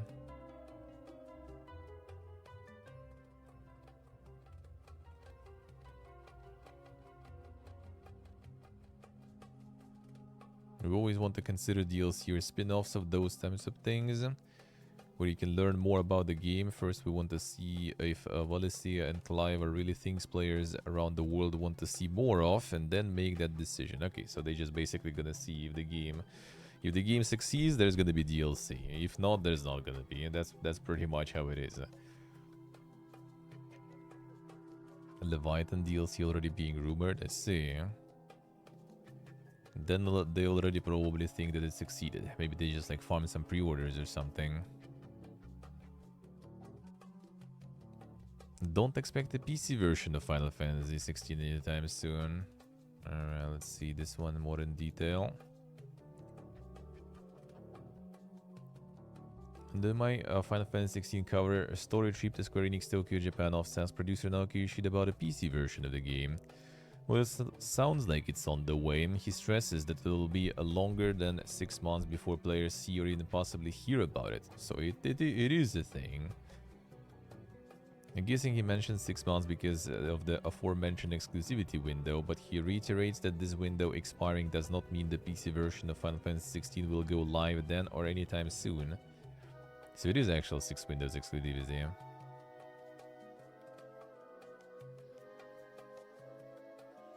Sony holding a gun during this interview, yeah. So for now and presumably quite a while after the game's release, if you want to play Final Fantasy 16, you'll need a PlayStation 5.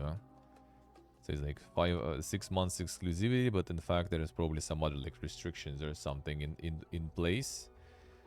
So it's not exclusivity anymore, but you know, it's not ready yet.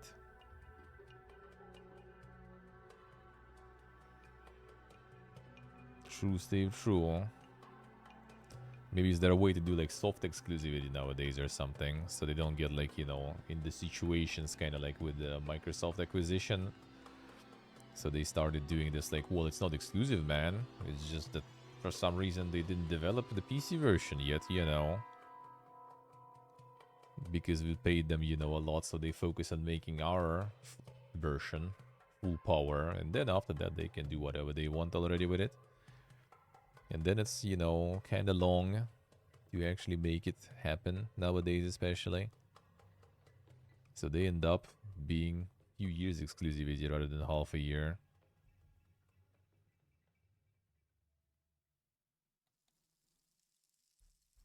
Smart. Mortal Kombat 1 gameplay will premiere during Summer Game Fest. We'll see. Ed Boon joins Geoff Keighley live on stage. Well, we'll see, we'll see. Should be good stuff, should be good stuff. As long as the good old Mortal Kombat should be fine.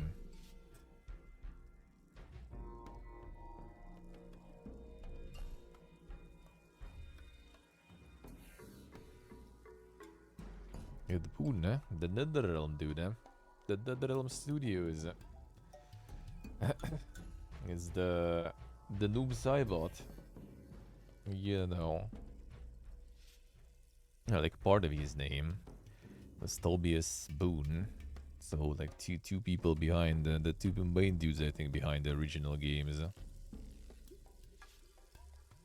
I guess now there's only one still at work.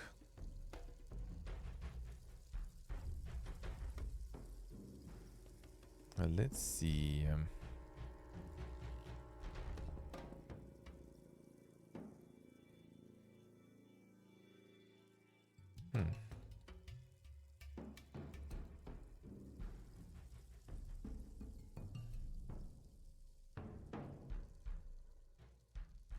Final Fantasy 15 criticism is a reason Final Fantasy 16 isn't an open world game. Interesting. Features several large areas where players as Clive are free to explore the location, find monsters, pick up side quests, find treasure, and more. Isaac Mac, hello. So it's not gonna be an open world then. Large area is not open world. I would assume it's kind of something like, you know, Metro Exodus. It's in some case, somewhat. So there's gonna be, you know, some like chapters sort of where you're gonna have some area to discuss, to explore and everything. And then there maybe will be some chapters. There's some stuff gonna be like linear, you know, and then there'll be another chapter with like some area to discover.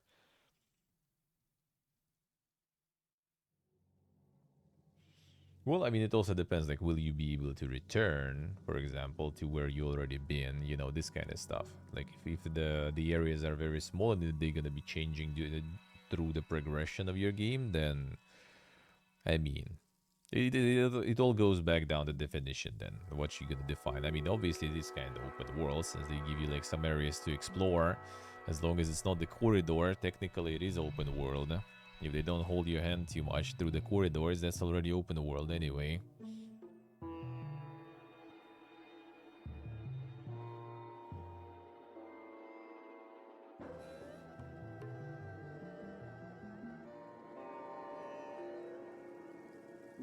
Spent 20 minutes checking every nook and cranny.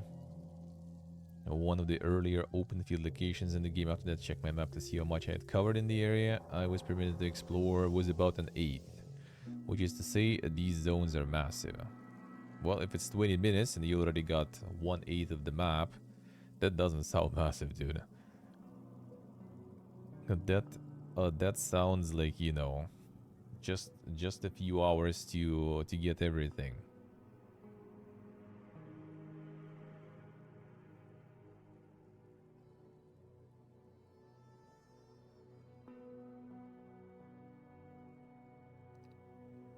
Yeah, if you can go backwards, for example, that wouldn't call it like full open world, especially if you have like an area and then you move on and you can't return there anymore and everything. Then it's still kind of like a little linear there.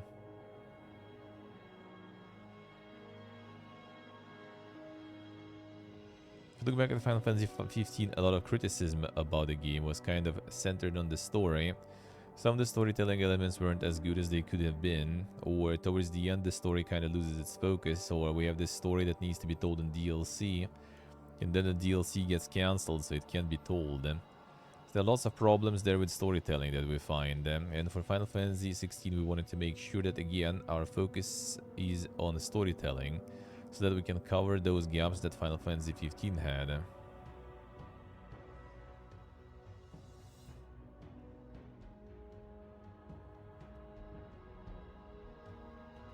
Because of the tech, not the story progression. Actually, no. Like a lot of the game design and like stuff like Uncharted and everything. That is actually like something that they want to create, because it's way easier to work with the linear games.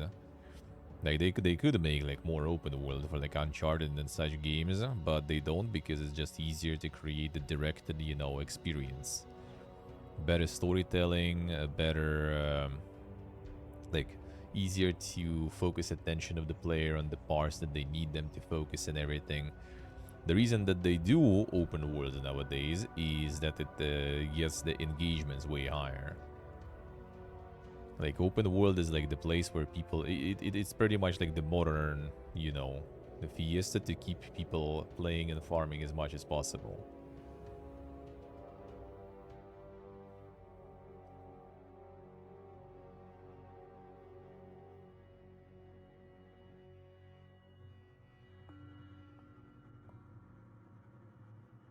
Well, the split areas are like, it's a different story. Like we're not talking split areas as loading screens, right? Like because like Fallout 4 like or Fallout 3 even, right? Like it's pretty open world, right? But like the fact that you need to load in to go inside the building doesn't make it, you know, not open world. It's just like, yeah, this is the performance issue there.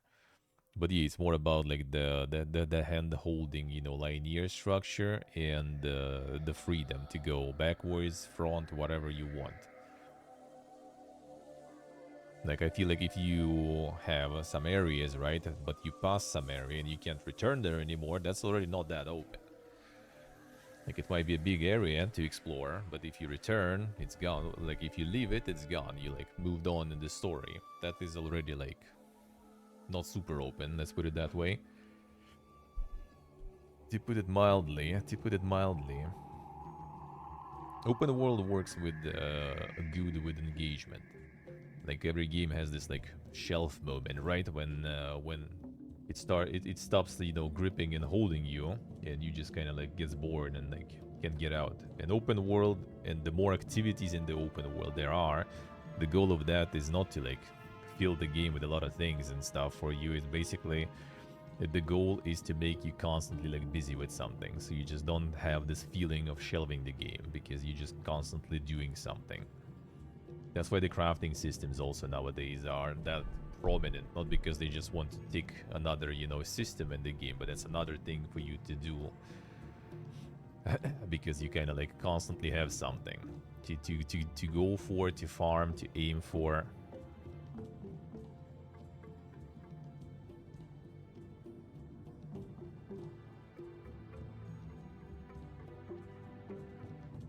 Yeah, exactly. That too, hello, yeah. Yeah, it depends on the levels of freedom. Like how much you will be able to do. I mean, we'll see how huge is that, but yeah, if it's like, yeah, 20 minutes and you're already done with like with 10% basically, then it's not that huge. Then it's actually not that huge of a map.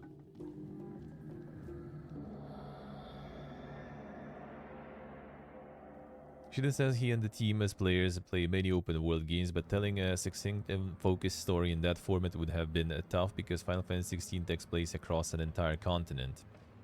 For example, you create this open world of the 23 wards of Tokyo, and then basically your story has to take place in the 23 wards of Tokyo, and it can't take place outside of that.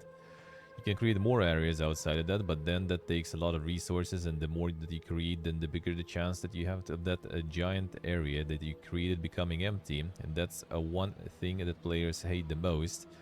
A huge open world, but there's nothing to do in it. Creative Business Unit 3 wanted to avoid this very dilemma. To begin with, Final Fantasy XVI and the Final Fantasy series in general has always been about traveling to a lot of different exotic places, meeting a lot of different people and cultures, and ultimately saving the world. And so if we're restricted by a smaller open world area, we can't do that. And because we wanted to do that, that's why we ended up going in the direction that we did. Could have created an entire open world that would fit, but then by doing that, development time takes just that much more time. Instead, you should have said the team looked at the story and the script to see where the main narrative would take players. Team then decided this journey didn't fit an open world setting. And rather than trying to take that journey and force it into an open world setting, because open world games happen to be popular, we decided that no, we want to tell the story the way we want to tell it. And make it a global scale type of thing, and this is probably going to work better. Once the core development team has seen the story and where it's going to take us, then there wasn't really a discussion about making it open world. So I guess if they like have like such a, it's basically probably like one of those situations when they have like such like a huge, you know, world with different variety of things that they just kind of, instead of making like this whole map, they just like, we have a piece here, we have a piece here, and we have a piece here, you know.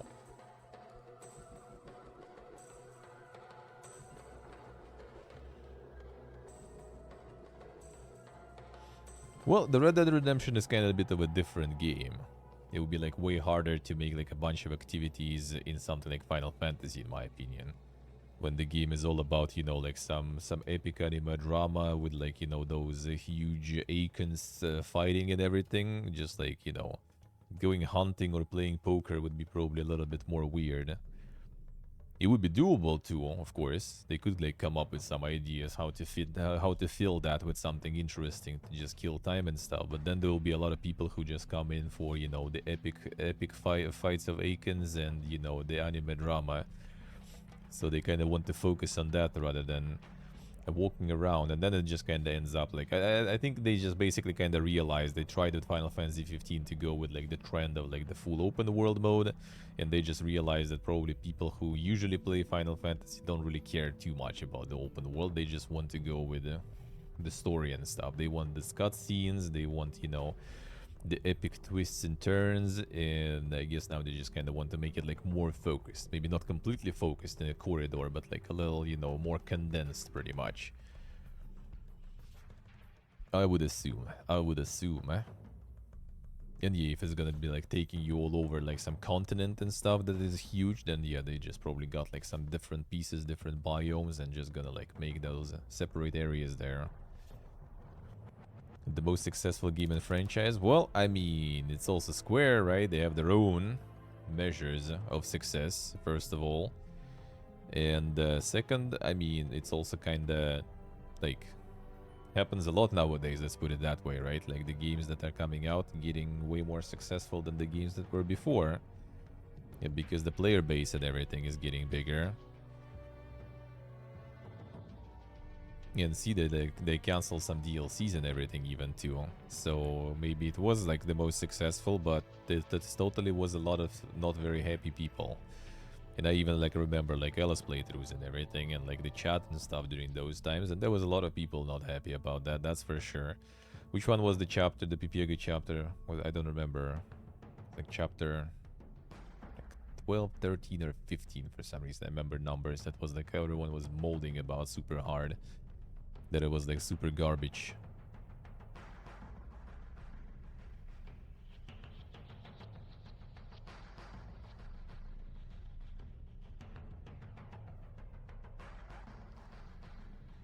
Alright, let's see. Oh yeah, all the shows also happened this week, of course. Well, I mean, we kind of seen everything, and some recap, just real quick to go through. Already seen all the trailers and stuff on stream before, so kind of no point going through it. We'll see, there should be like recap later. I will get there.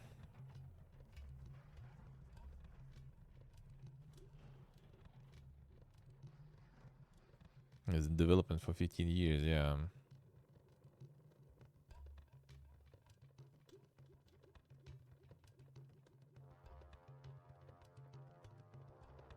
Alright, get this stuff. Yeah, just like a bunch of things from announcement shows that we saw before already. Who was that? Who that be? Days of Doom. Turn-based tactical roguelite from Atari. And then Atari is going for some new stuff too. Apocalyptic turn-based tactical roguelite.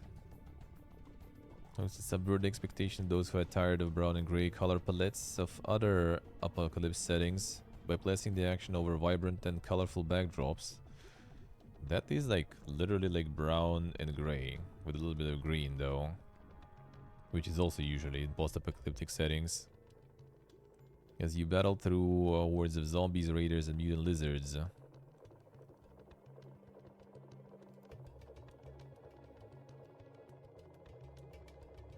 And this is like brown gray just at night with some fire.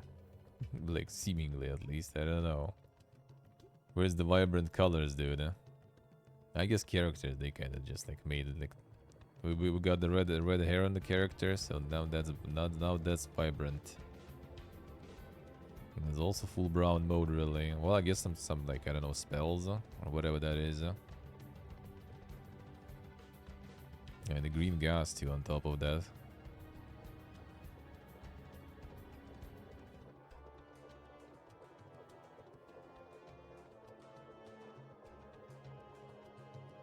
Damn son, there's some NCR Rangers there almost.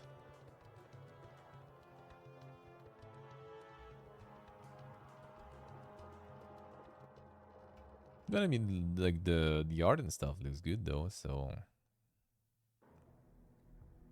when they go through the map also like this and everything. All right. Well, that does seem more kind of like the classic Slay the Spire stuff.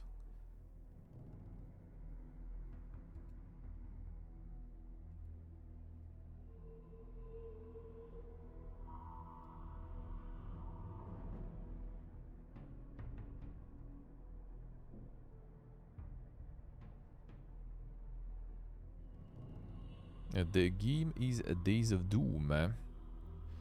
Oh, Days of Doom. Well, actually, there's a trailer. The apocalypse wasn't the end of the world, just the one we knew. New dangers have emerged and lurk around every corner. Only the extraordinary have survived this wasteland. We will do anything to find sanctuary.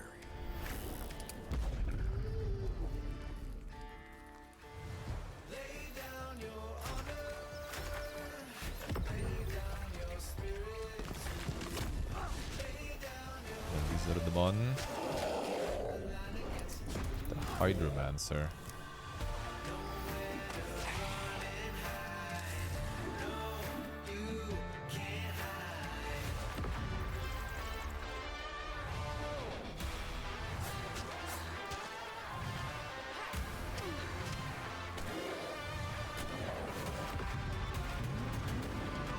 Multiple of the same class seems like.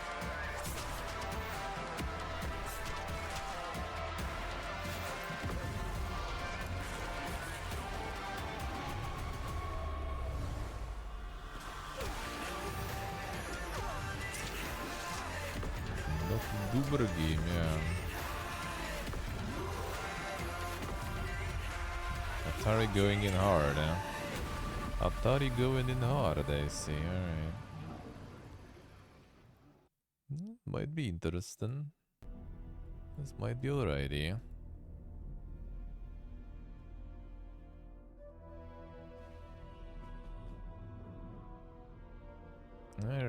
let's see. They're pumping a lot of Final Fantasy 16 stuff.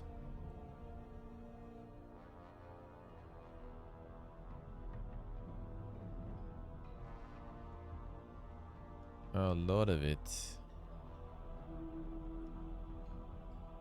Alright, scroll.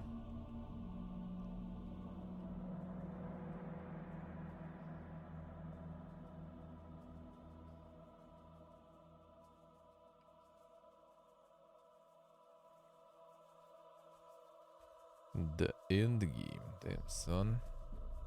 They even have the end game and stuff going there. Final Fantasy 16's end game, new game plus Ultimaniac mode and more. You can consider like new game plus as an end game, to be honest. I mean, it's literally new game, you know. Plus, how is it end game? Supplementary content. Plenty to play, especially if you enjoy chasing numbers in combat. Arcade mode. Players to run through stages they've already completed, this time with an on-screen score calculator and combat grader. New Game Plus playthrough. Opens up 2 additional versions, and both are more difficult than the game's base story mode and action mode difficulties.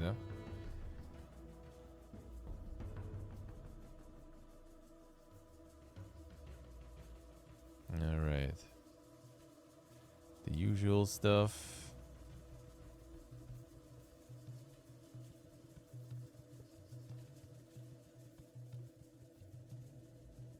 New Game Plus playthrough interacting the redstone in your hideaways. You can complete the Final Fantasy mode difficulty stages in arcade mode or an even more difficult variant called Ultimaniac mode. Arcade mode's global leaderboards will only be active in these 2 modes.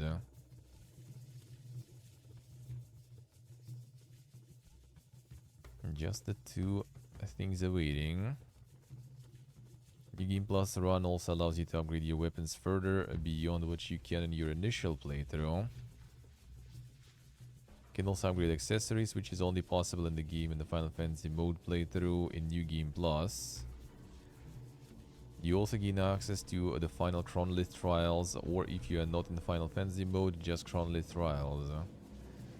So a bunch of stuff just locked in New Game Plus, seems like. That's kind of like, sounds like Neo in a way. Not sure if I'm a huge fan.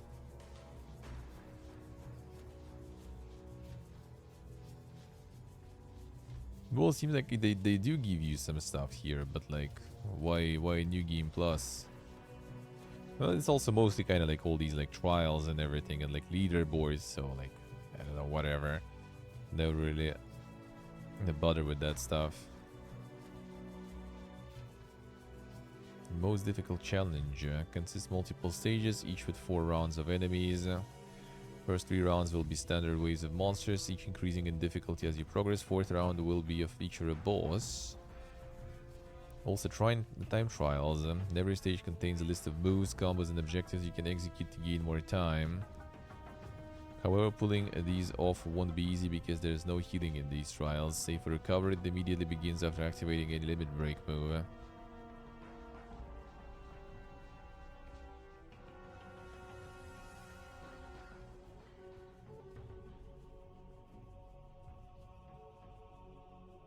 Let's see, so just like a bunch of these modes. The end game, man. The end game are a single player story game. True. That is absolutely something we all want.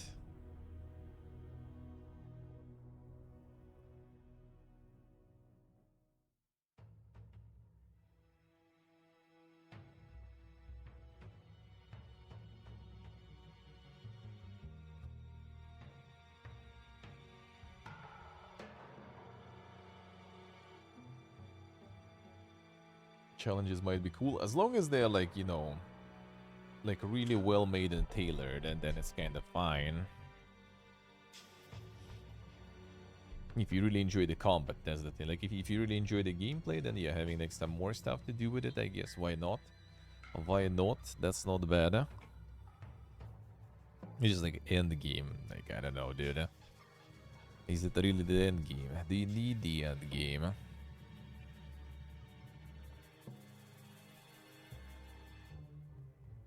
Yeah, Labyrinths and Bloodborne, like the thing about them was it's like a lot of people were doing that stuff just to get to all the achievements, right? For the boss that is hidden behind there. And some weapon I think you also needed there. From one of the dungeons. And the thing is like some of them were fine when you get like new bosses and stuff there. That was nice. And I wouldn't even call them that they're kind of like optional challenges. Like I think the story dungeons at least were somewhat kind of nice because you were getting like new bosses that you haven't seen in the main game and everything, and new rewards and stuff. But then there's procedurally generated ones, and those are kind of like whatever. You can farm there though, so some people were doing that. But yeah, I don't think kind of like a lot of people were just doing those dungeons just kind of for the sake of it, to be honest.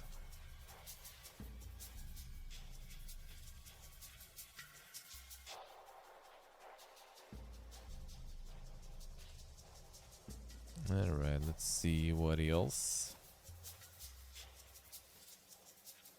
This one. Naughty Dog needs more time for The Last of Us multiplayer game. Teases a new single player game. Oh. Yeah, we need more time, so we're gonna just do something else instead. So it takes even more time, I guess. And they also posted some pictures there, I guess. Alright. Many of you have been looking forward to hearing more about our Last of Us multiplayer game. We're incredibly proud of the job our studio has done thus far, but as development has continued to realize that it's best for the game is to give it more time. Our team will continue to work on the project as well as our other games in development, including a brand new single-player experience. Look forward to sharing more soon. We're grateful to our fantastic community for your support. Thank you for your passion for our games that continues to drive us. Wait, delays because of Bungie as well? Yeah, how so? Statement comes on the heels of a report from Bloomberg which communicated troubles in the development of the title. According to the report, the development team has been scaled back while the studio's leadership decides on a direction.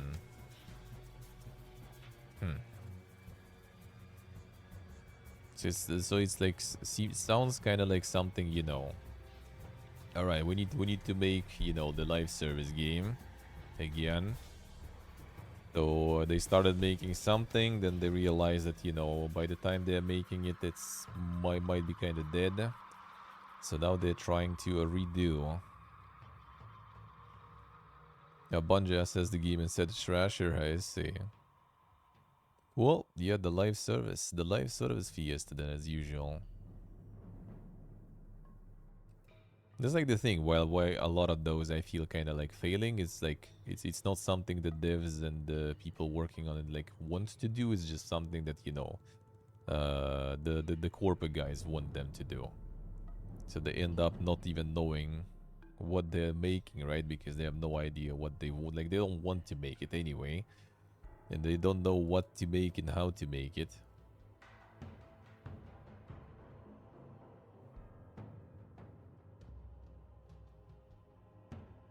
And everyone just ends up being a little confused. A little confused.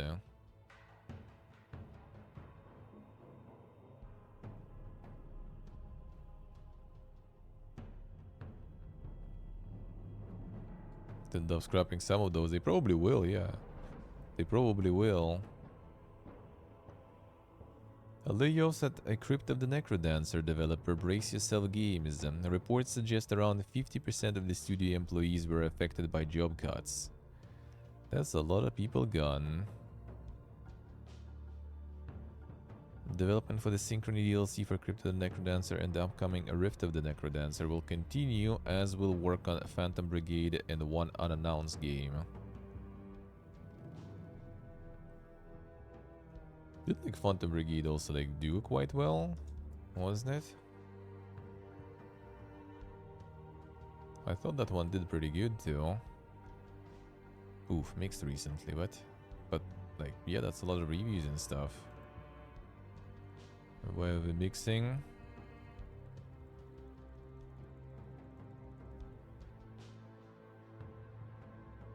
Oh, okay, so it gets kind of stale, I guess. Alright.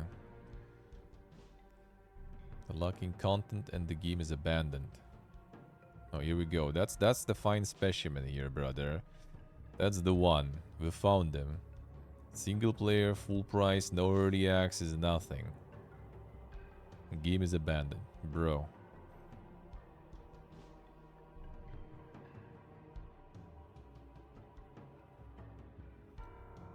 Butchered by Corpa, damn son.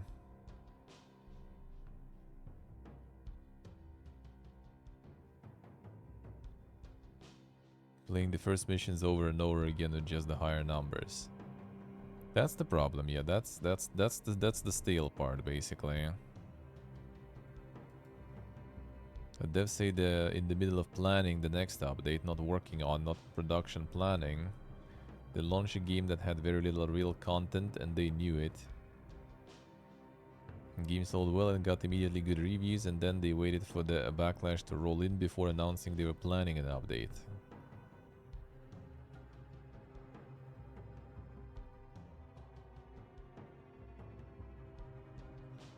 Well, I mean, then kind of lack of updates kind of makes sense, but I don't know, man.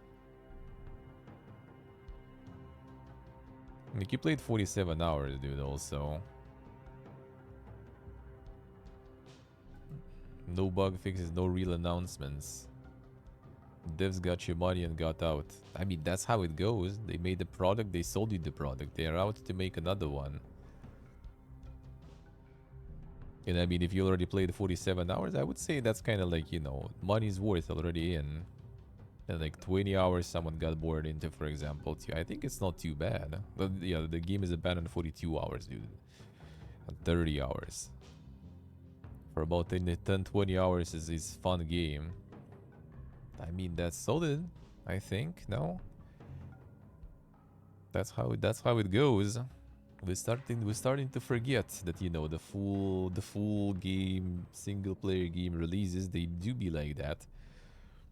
They're just being released and they done and gone. 2 full playthroughs of the game just to get the full extent how shit it is, yeah. Exactly, Steve, exactly. And like, yeah, I could see if it will be like people after like couple of hours are like, oh man, this is like, you know, already boring. Like every negative review pretty much like 101 hour, yeah. 2 playthroughs to fully gauge that what works, okay, nice. 11 hours, that's like the smallest one. Pump and dump. Company fired half the dev team and left the game to rot. Like, you already played for 11 hours, man. Which is like maybe not that crazy much, but still. I don't know, I feel like it's solid. 20 hours, 35 hours, 46 hours, 28 hours. Can't continue. Man, if I already played something with 28 hours and I kind of like already done with it, I would be happy, man. I would be happy. No updates after months of broken melee. Well, I mean, yeah, if something is broken, that is bad. That is true. But like the content, man, like all like so far not a single like, you know, negative review with like, you know, like an hour or two, like, you know, like game got boring after 2 hours or something. No, it's like 60, like the shortest one was 11 hours, I think, right? So far, like, okay, 2 hours. Oh no, okay, this guy already like after 2 hours he already like sitting. That is not abandoned. All right, good premise. Have a future. All right.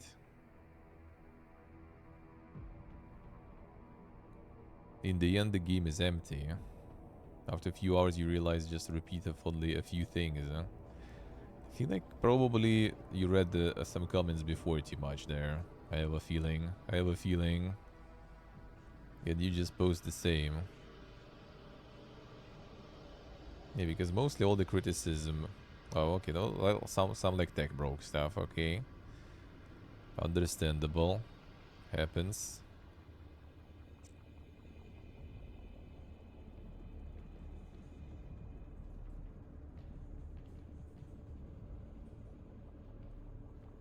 Game been abandoned, they don't deserve any more money.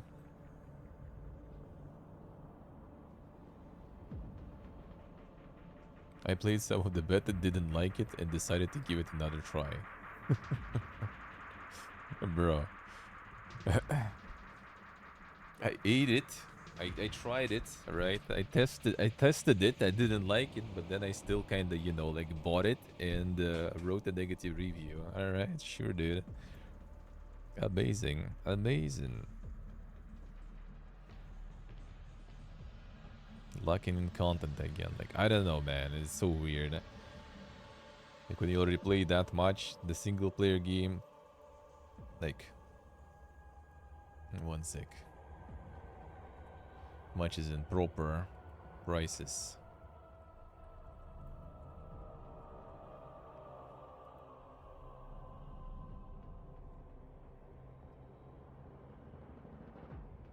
$30 basically, right? Yeah. $30. There's the Planet of Lana or something, right? What was the name? 4 hours for $20. And no one's complaining. Everyone's happy about it. Like, bro, you got your like thousands of hours for $30. Though if devs promised and didn't deliver, that's on them, of course, yeah. But yeah, it seems like they're also not feeling too well since they're cutting and laying off people. Not sure why though, actually. That I don't know. That I don't know. Which I guess we're gonna read into if they say that. Portion of company staff were let go. Decision was not made lightly as we deeply value our talented and dedicated employees. As part of our commitment to our employees, we are providing severance packages and support services to assist those impacted by this decision, also working to address the impact on our remaining team members and to ensure we continue to meet the needs of our players. Alright. 50% of company's workforce was let go, which would put the number of employees dismissed at around 20. Studio's website states it has 41 employees, while its LinkedIn profile lists 43. Development Synchrony DLC, Crypt Necrodancer, upcoming Rift of the Necrodancer will continue. We'll work on Phantom Brigade and one unannounced game. Alright. It's okay to have the game just end. That's the thing. Like, I actually like it. I like it. When you can finish the game. You can be just like, done. I did it. Put the check mark. Done. Without dumping like, you know, hundreds of hours in. Well, I mean, with that I also find, right? Like if it's like a good RPG and stuff, like putting 100 hours, 150 and more hours, like no problems.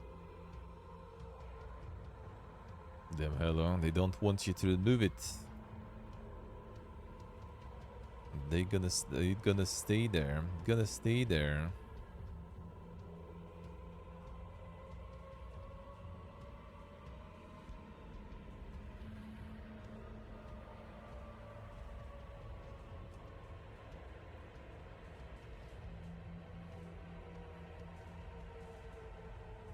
A Rusty Lake cannot claim username in Discord and issues warning. Following platforms changes to display names, the studio is concerned over possible trademark infringement. Welcome to Amazing Decisions 101. A warning for all the indie devs waiting to claim their own username on Discord. Developer of a Rusty Lake Hotel. We just received an email that we as verified owners could finally submit a new username. And wow, Rusty Lake is already taken. If we as a server owner with 240k plus members can't even claim it. Damn son, that's a lot of people there. The game maker said it is presents the risk of impersonation and possible future allegation for trademark infringement.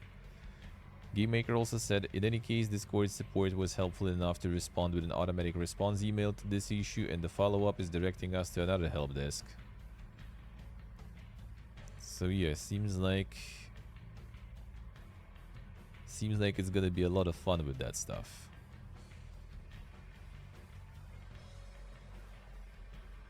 And I'm pretty sure like the looks like the claiming the names and stuff will also be very limited. And a lot of people gonna take all the names of all the people they know and don't know. So it's gonna be the usual shitfest there.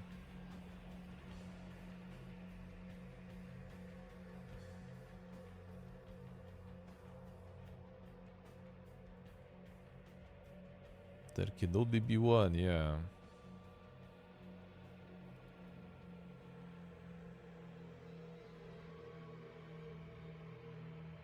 It's kind of nice that I don't really even like care about the Discord from the perspective of like, you know, attracting anything. It's more kind of just like communication platform for me, and I don't give a shit, man. If someone will take it, whatever. The impersonation and stuff is a little more annoying, but yeah. Not sure why they decided. Well, I mean, I kind of know why they decided to go with this like name change stuff. They just want to probably hit the streaming market, as it was rumored already for a while, and they want to have like unique names for people so they can put it in unique URLs and everything, which kind of makes sense. But yeah, changing it like this sounds kind of weird. Japanese authorities make their first arrest over video game spoilers. The monetized YouTube videos of Steins Gate My Embrace also included its ending. 52-year-old from Nagoya, Japan, is now the first in the country to be arrested for illegally uploading game videos on YouTube.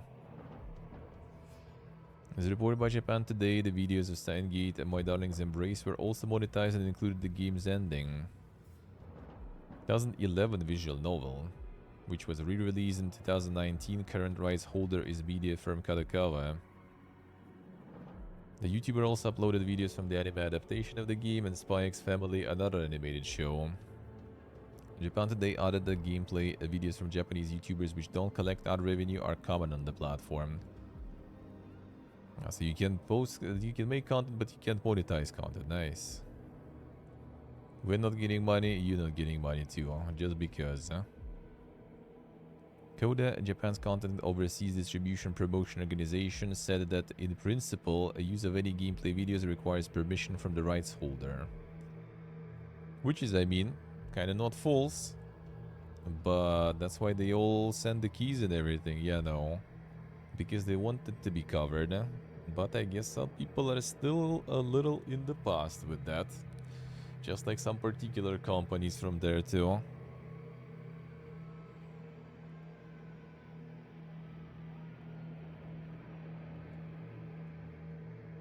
Living in the past.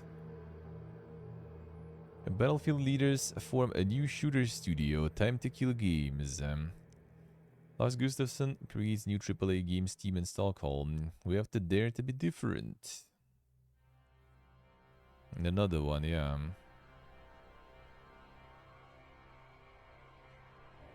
Up until November last year, ran the Battlefield series as creative director at EA DICE. Studio currently consists of 7 people, but with plans to scale up to between 80 and 120 employees. They're working on a new shooter built using Unreal Engine. Like it's even like the plans, right? They left the studio, right? They're making a new studio, and they, you know, already like aiming for like 120 people.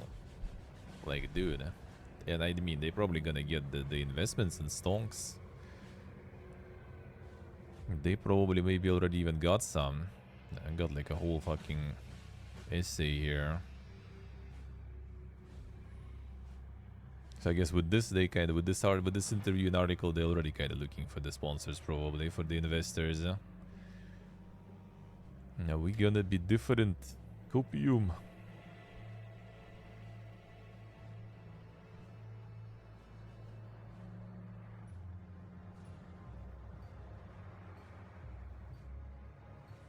We'll see about that. We'll see about that.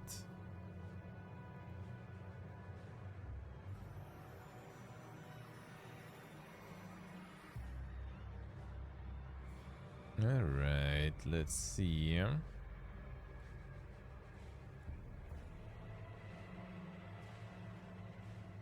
What else was there? Oh yeah, that one was insane. That one was crazy. Activision Blizzard and PlayOn fined for not disclosing loot boxes. PEGI fines publishers €5,000 for omitting loot boxes from rating submissions for Diablo Immortal and Han Showdown. Insane. Activision Blizzard neglected to mention the loot boxes in Diablo Immortal when it submitted the mobile game for rating. I mean, that the game is all about the loot boxes, so how? Well, PlayOn did the same with limited Bounty Hunter edition of Han Showdown. Since the amounts to a violation of the rules described in the PEGI Code of Conduct, the PEGI Enforcement Committee sanctioned both companies with a fine of €5,000. The ratings board said, damn. Insane. Bobby is not gonna tip the waiter this morning, probably. After that. 5,000. In addition to the fines, both companies also updated their store listings and marketing materials, according to PEGI. Hailgater.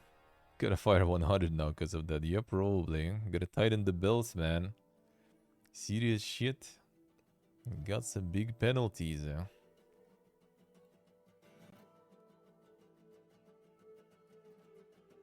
Legend of Zelda Tears of the Kingdom comfortably holds number 1. Still staying there.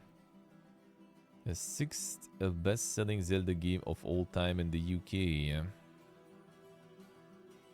Well, it's probably in general, like best-selling is just this one takes only boxes. So obviously like the sales of boxes are way less than it was before, because I'm pretty sure it should sell way more than previous games. Someone even decided to get the Breath of the Wild to play, looks like. Suddenly back to top there. Hogwarts Legacy is still number 3. What the fuck, dude? Oh, they be crazy. They be crazy. Still there.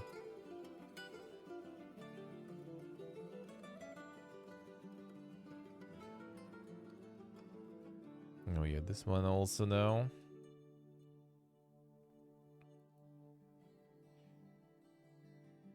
Yes, Dave, seems like it. Sega announces 121 redundancies at Relic Entertainment. Company hears developer restructuring to focus on core franchises. Another one.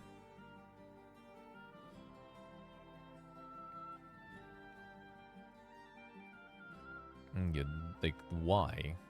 Company of Heroes 3, well, actually, let's see. Oh, was it available or not? I don't remember, actually.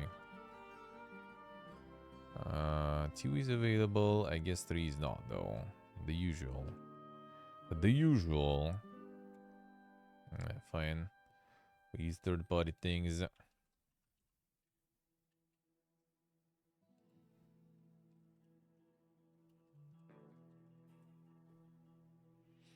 Company of Heroes 3 flop? I don't think so. I don't think so at all, considering the amount of people playing that. That was not a flop whatsoever. That was far from being a flop. Not to mention it's going to drop on consoles now too, even though like not the best market probably for that type of games. Yeah, I wouldn't say that's a flop if there's 2,000 something people playing still currently at the moment for a single player game. That is impressive. That is actually huge. Yeah, and they're sitting at like over 15,000 reviews. That's not a flop at all. That's actually kind of pretty stable online even too. I mean, it started with 36 people playing for a strategy game. That is good. Oh, that is very good. So that is not a flop. Might be a flop only like in terms of the reviews. 2K doesn't seem good, and you understand, dude. This is the strategy single player game. Like, what's not good about it? That's the thing. Like, do you know like a lot of like? You can also go like, let's see, for example, Age of Wonders how it goes. Is it better?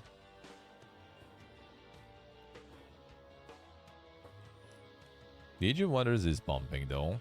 The Age of Wonders is pumping even more, even though it's more fresh. Let's put it that way, right? So they even peaked a bit higher, so that is more impressive even.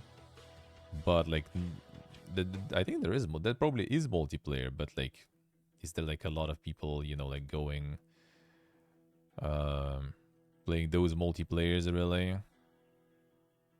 Fetish Locator Week 3, 736 people playing. What the fuck, dude?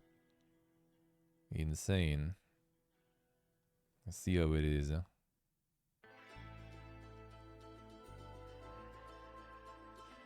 But yeah, like even like the new updates, like Town of Salem, like the Celasta got the new DLC, 5,000 people playing now. The Railway Empire is out. Like I don't know, like for single player game, like Bolt Gun even, like 3,000 people, like 2,000 for the game that is already out for a while. That is good.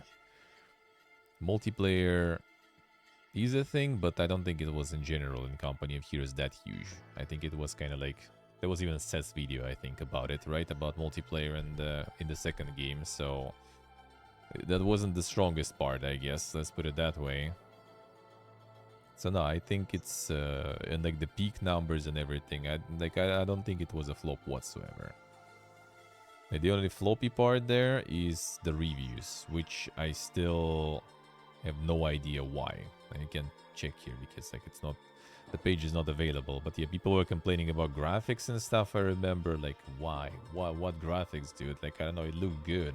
Like, I don't know what's people's problem with the game, really. I mean, there could be problems, obviously, right? But I don't think they are with graphics. Let's put it that way. Yeah, it just shows about the rating there. I don't think that was about the graphics, if anything. The graphics totally wasn't that bad. So yeah, I really don't think it's a flop whatsoever. I really don't think so, huh?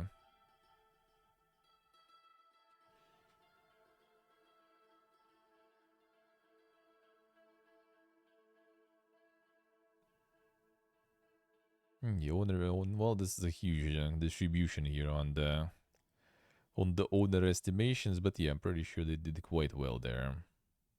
Yeah, with sales. With sales, they did quite well, and they doing the console version and stuff. They didn't cancel it or something, so you know that means it did good enough to, you know, warrant that. Why they getting the layoffs in general, though? That's a different story. But I think, you know, it's just the usual fiesta now. Quite a lot of studios that are getting also like redundancies and everything, even though they did good. It's just how it is nowadays. And I think like with all this like situation and economy and stuff, a lot of companies just use it as an excuse to basically kind of like, you know, reshuffle a little. A lot of studios just like, you know, fire a bunch of people and then they still kind of recruit a lot of people back. Yeah, Dawn of War, like Age of Empires 4 did really good. Pretty damn sure. In a time where external factors are impacting our industry more than ever, the difficult decision to restructure has been made to ensure the maximum focus can be placed on Relic's core franchises. Sega is in a healthy financial position and remains fully committed to supporting and investing in Relic Entertainment and the franchises it is responsible for, including the critically acclaimed Company of Heroes series. Confident that following this necessary restructure, Studio will be in a position of strength to continue delivering outstanding experiences to players all over the world. Yeah, we're just like gonna remove like a whole bunch of people, and that totally will make us stronger and better poised to deliver. Making decisions like this is incredibly difficult, and as a studio that treasures its people and is proud of the culture it's grown, the focus is on supporting departing employees with career transition services and severance packages. I'd like to offer our sincerest thanks to each of them for the part they played in helping Relic Entertainment projects achieve a global renown. The Dawn of War 4, yeah. Working on that other game? Well, it's, I think, didn't it say? No, it was not. It's another company layoff where they're working on some other game too. So yeah, they be kinda doing okay, I would say. But here comes the layoff train anyway. That's just how they do action.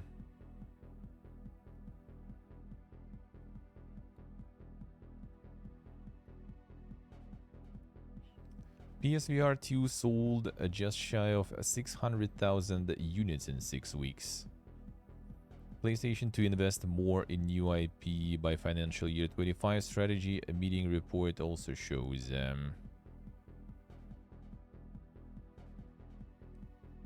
PSVR 2 is 8% better performing than first PSVR. Which is, I mean, kind of impressive because first one at least was somewhat more accessible in terms of price, I think. This one is more expensive.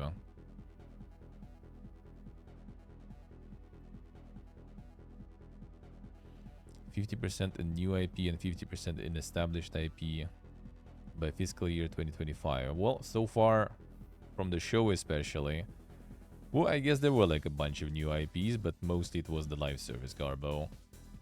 Everything that is like kind of single player big project, everything was established IP.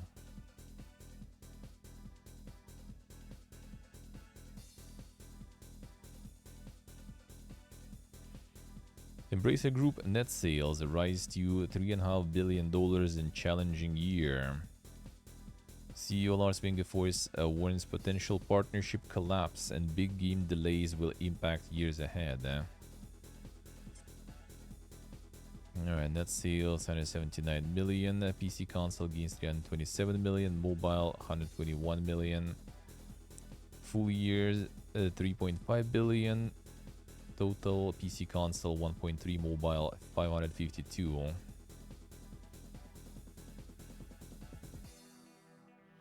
Biggest seller for the most recent quarter was SpongeBob SquarePants The Cosmic Shake. Initially performed below management's expectation, the company expects it to have a long tail of revenue. So the biggest seller was below management's expectations. Alright. Much of the company's growth, both for quarter 4 and the full year, came from its tabletop segment, led by Asmodee. Full year net sales for tabletop games came in at 1.2 billion, up 2,200%. That's what I call Corpa, man. Fucking live services, you know, extraction shooters, bro. Make a tabletop. That's what you need to do. Actually, better not, because they're gonna like come in and fucking ruin the tabletop market too with their shit. Dark Tide still mixed. Well, I mean, people still mad. People still mad because change is kinda rolling in kinda slowly.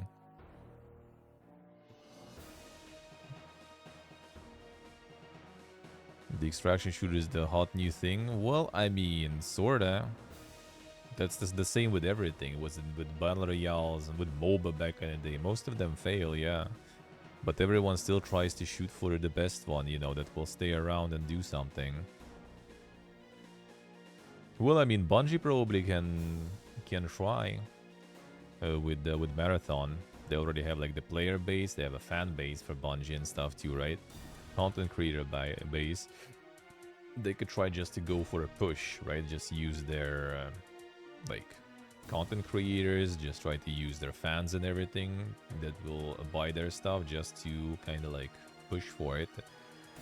Kind of what happened with Apex, for example. They just went for a big push with like content creators and everything, and it paid off in the end.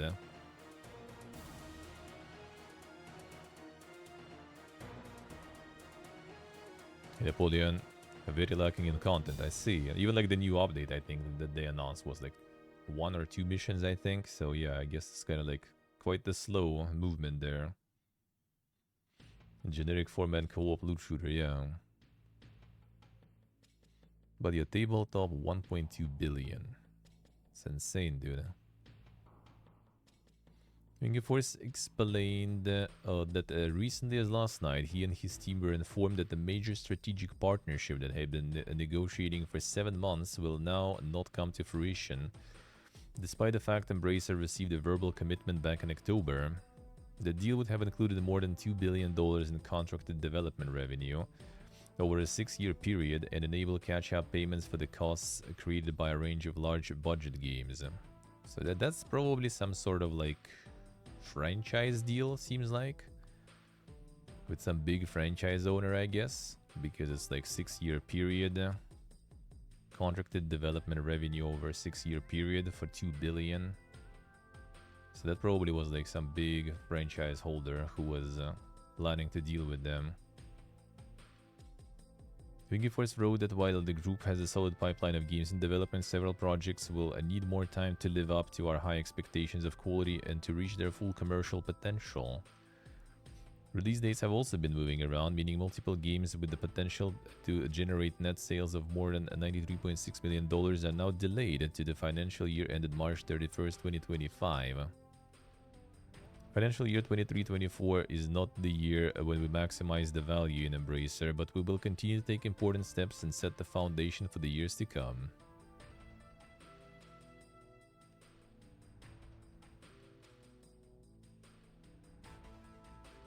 Let's see, I see. I mean, there's a bunch. There was like for example, the Splatoon ripoff also, you know. That's the thing, everyone is trying to do the same shit again. To repeat the success instead of trying to make a new success, you know. No, it could be just like some company with like a bunch of franchises. It could be like, I don't know, like Warner Brothers, like, you know, Disney or someone. Like making a bunch of like the Cape shit games, for example. That would be a lot of money probably and a lot of games too. Or could be like, I don't know, like some Netflix or something to make like games based on some of the shows or some stuff. Like, could be anything really. And it's over 6 years too, right? So it's like not that small amount. That could be like a lot of different games, for example, in different franchises.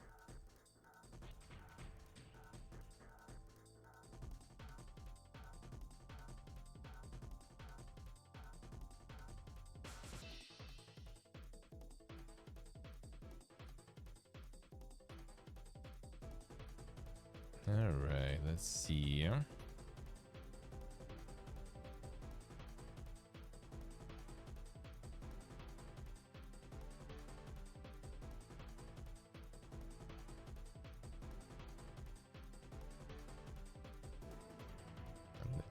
Let's see.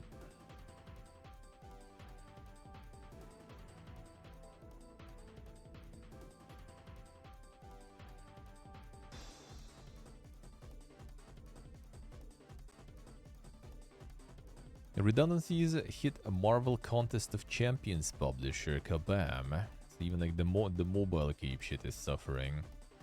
Studio lays off 12% of its staff in light of current economics and industry market realities. And another one.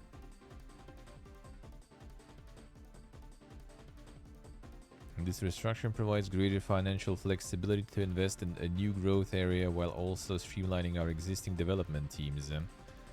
Thanks those who are leaving Kabam today for their contributions and are supporting them through this challenging transition. Back in November, laid off nearly 35 staffers, and now 12%. How much is it?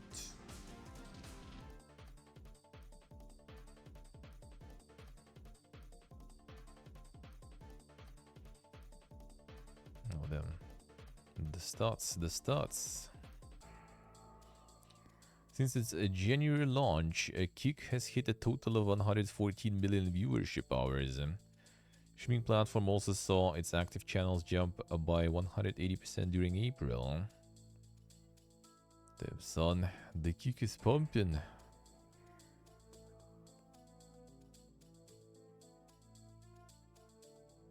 Official launch in January reached 12.8 million hours watched during the month.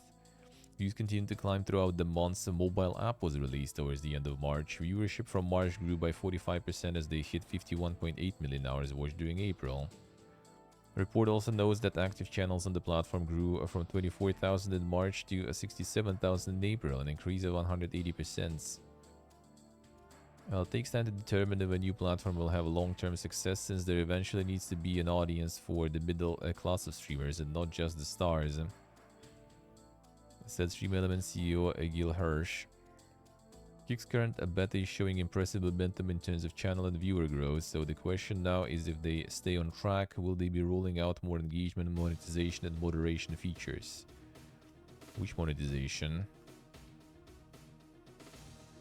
They monetize through getting people to play on stake. That's pretty much it. What else do you need to monetize?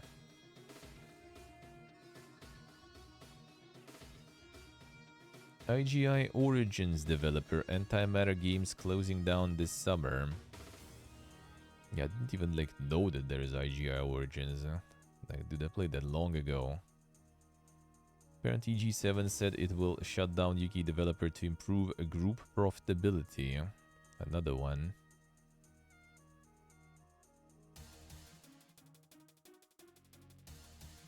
Developer's parent Inad Global 7 announced it would be winding down operations at the studio after exploring various strategic options to keep it open.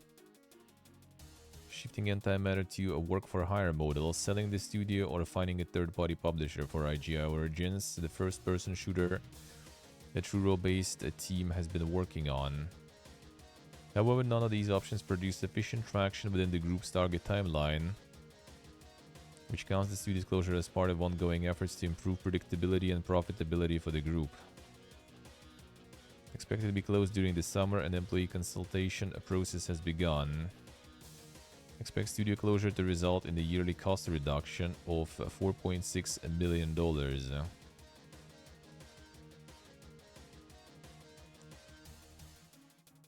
Antimatter Games describes itself as the largest game development team in southwest of UK, with its LinkedIn page listing 52 employees. Studio was formed in 2013 by former developers of Rising Storm, standalone expansion pack for a Red Hawk Orchestra 2, which released the same year.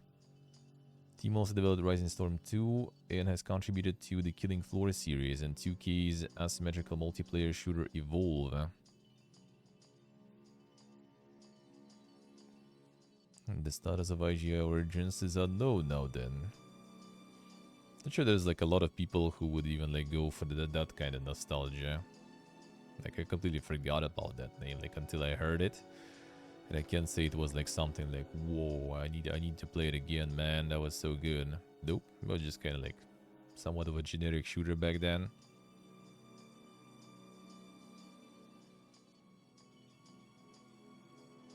Nothing super special.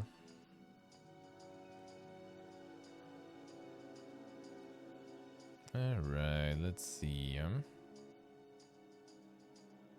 Alright, more. And even more, eh? The Last of Us multiplayer title gets scaled down. Naughty Dog says the project needs more time and announces the development of a new single player project. Wait.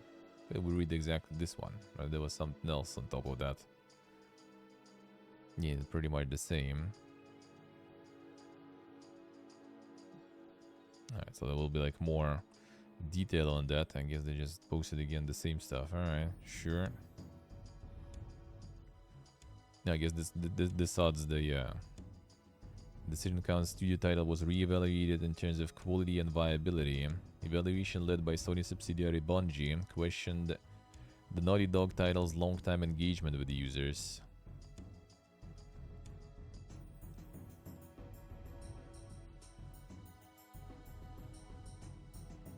Alright, let's see.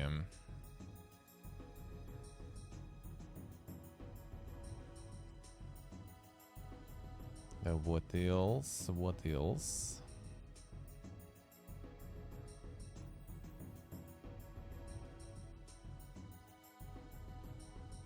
Ubisoft's open world Star Wars game could release early 2024, says report. The game is currently scheduled to release this fiscal year, April 23 to March 24, and is the another big game Ubisoft mentioned in its latest earnings call. According to the report, though, Kotaku sources believe the current fiscal year target is probably too ambitious and the title will likely slip into next year. If true, it means we could expect to see some form of announcement at this year's Ubisoft Forward event. Well, I mean, about time if it's that soon already. Insider Gaming reached out to its sources who were able to independently verify that the title is indeed named Project Helix, but was unable to verify the game's expected release date. Publisher is aiming to be a lot more conservative with its announcements moving forward to improve its public perception. Constant delays to the likes of Skull and Bones have meant that the publisher wants to now announce its titles when their projected release dates can be met confidently, it was said. Alright. Just try it on the sub, yeah, I guess. True. Total War Pharaoh revealed by Creative Assembly. So we're gonna get another one. Total War Pharaoh, a new installation in the series that is now more than 2 decades old.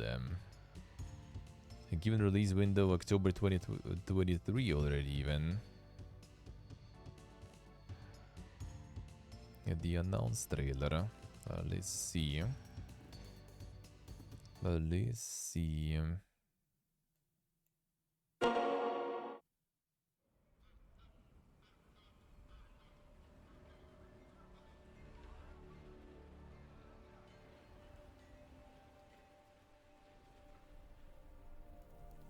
Sounds a bit meh. Let's see. I feel like it's gonna be the one like Troy or something, probably. Might be not the dankest. Yeah, that probably will be some sort of Troy there or something.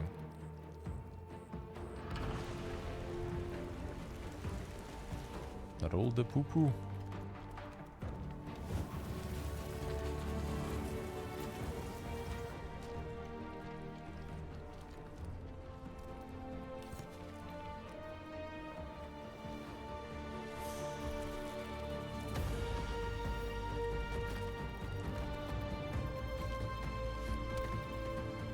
Son.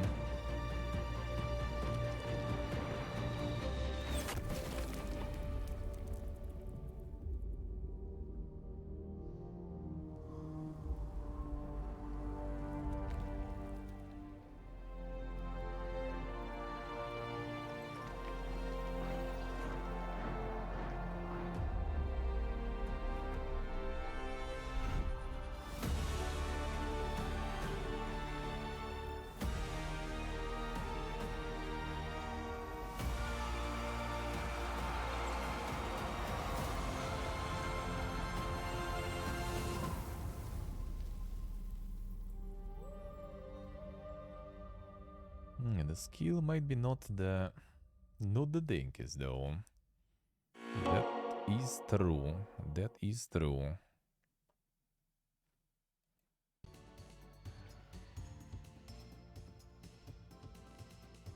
Reportedly, Total War Pharaoh will require tactical input on a variety of stages and not just political or battle related either. Intense weather system that will totally disrupt the game at the most inopportune moments, and for the first time in the series, Pharaoh will include a campaign customization. Alright. Feature will allow players to completely optimize and tweak their campaign before getting stuck in, ensuring that they are producing an environment that truly suits them down to the ground. So basically just kind of like elaborates the difficulty settings and stuff.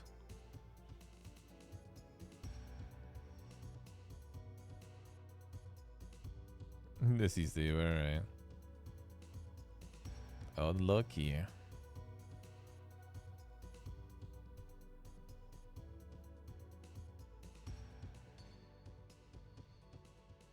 Alright. Let's see.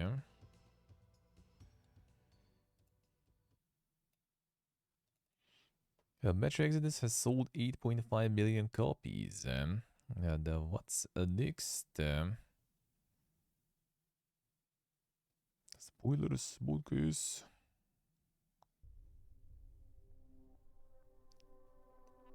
February 2023, we exclusively reported that 4A Games' next Metro title was fully playable at that point.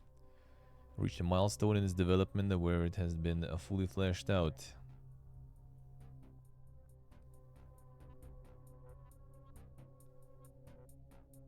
The next title in the Metro series is supposedly set to deliver classic Metro gameplay in an all-new and much bigger world. So they're gonna be doing even less Metro in Metro now. We'll see. Probably also gonna show pretty soon then, if it's already prepared and just waiting for 2024 and stuff. Still gonna see some of that soon.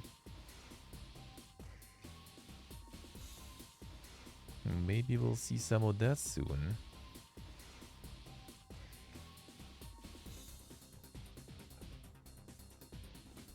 Alright, let's see.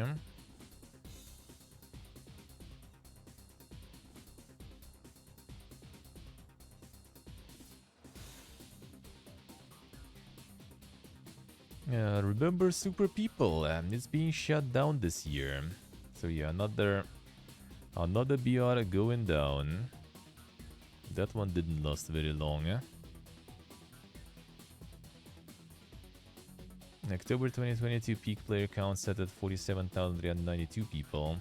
So right, this article, there is a 24-hour peak of just 267 people. You guess worse though, on Twitch the game's all-time high viewership record of 142,982 users has plummeted to 3 viewers. There it is. Yeah, I see Steve, I see. No, this is another battle royale there. Yeah, remember people being excited and stuff. I think Lyric was like playing the beta and stuff, like excited for the full release, and then yeah. Yeah, that's pretty much like how it goes with many nowadays.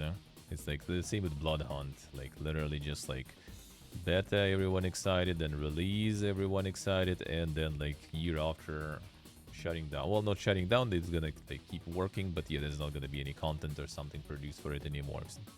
So basically just kind of like just exists now, so people can still play.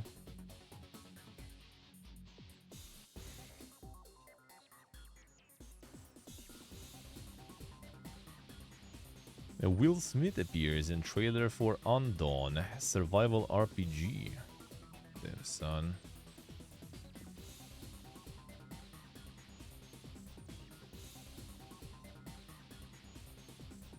It's one of those too good to be true games on paper, I see.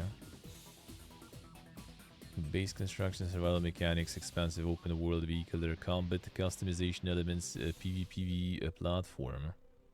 Coming to mobile. Alright, and PC platforms on June 15th. And at the time of publishing this article, more than 2.3 million pre-registrations have been completed. However, there's something a little generic about the game, and it looks like something we've seen before, essentially connected to the teams that worked on or still work on PUBG. So it's kind of reminiscent of that game.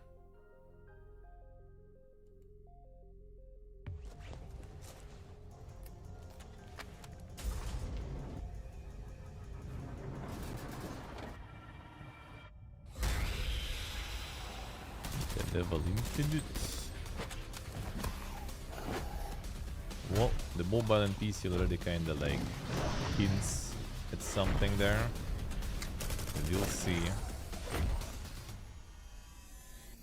Hey Bjorn.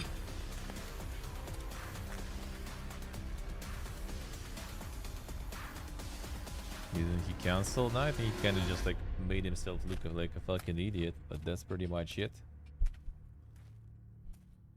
No, I haven't heard about that, Sock. Don't think so. Don't think, at least not. Haven't seen that yet. Maybe there will be more. But not sure if it will be.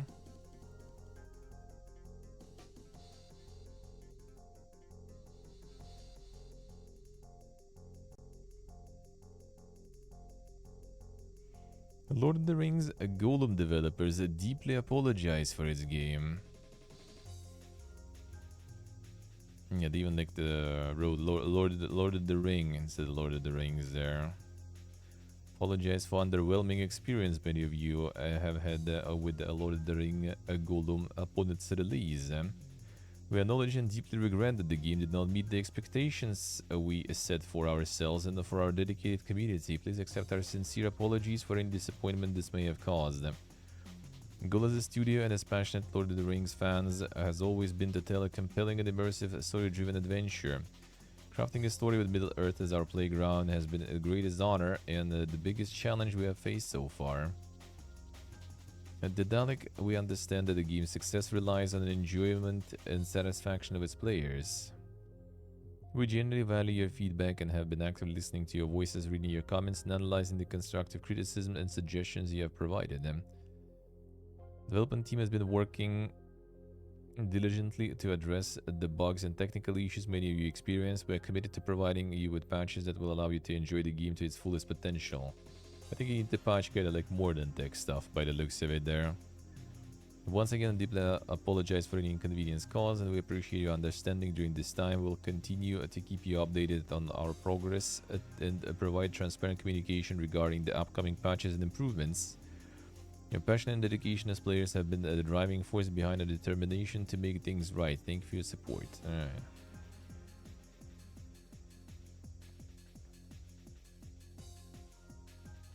Trailer set the right expectations. Well, I mean, after the second one, it was kind of like, maybe there will be something fine there.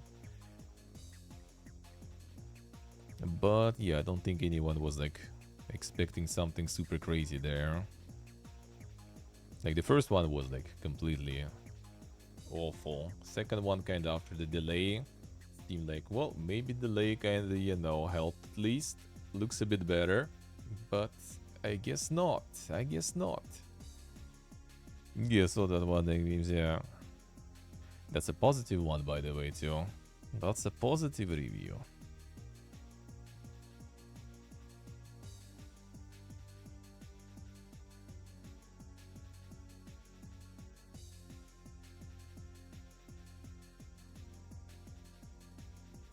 Let's see. PlayStation's Project Q battery life might shock you. Prepare yourself because Insider Gaming understands that the Project Q battery life will be around 3-4 hours. Yup, you read that right. At least Project Q is on brand with the DualSense having a short battery life, I guess. If the retail version of Project Q does indeed have a 3-4 hour battery life, then the handheld might be a hard sell for Sony. I mean, it already has like no niche though, that's the thing. At least, you know, you're gonna play it at home anyway because it streams from your PlayStation through Wi-Fi, right? So you can't go with it anywhere. So since you're at home, just plug it in the outlet. Done. No problems. No problems. Because yeah, there is no other way for this. There's no other like niche for that one. No idea, so yeah.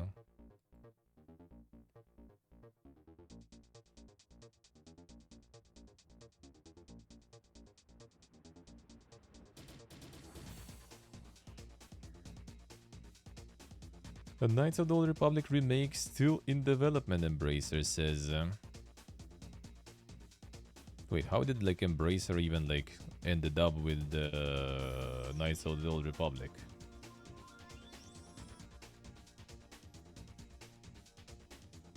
Did like Electronic Arts just like outsource it to them? Because it was BioWare, right?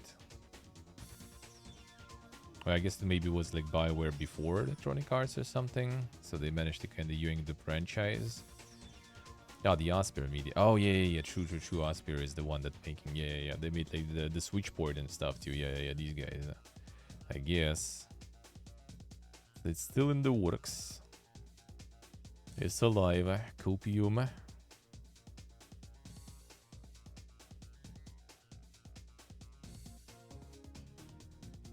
Section included the likes of Tomb Raider, final title TBC, Warhammer 40k, Space Marine 2, Remnant 2, Ride 5, and of course Star Wars The Knight of the Old Republic remake. PC and PlayStation 5. Development being led by an internal studio. That was all that we can glean from the report. I see, I see. Everything flushed, man. Everything's getting flushed. A Golem failed, but Daedalic isn't done with Lord of the Rings yet. According to a recent report published by a German outlet, Games Wirtschaft, it seems that Daedalic, the developer of the ill-fated Golem game, isn't done with Lord of the Rings, and recently Daedalic received a sizable grant from the German government to work on games, and apparently none of that money went towards the development of Golem.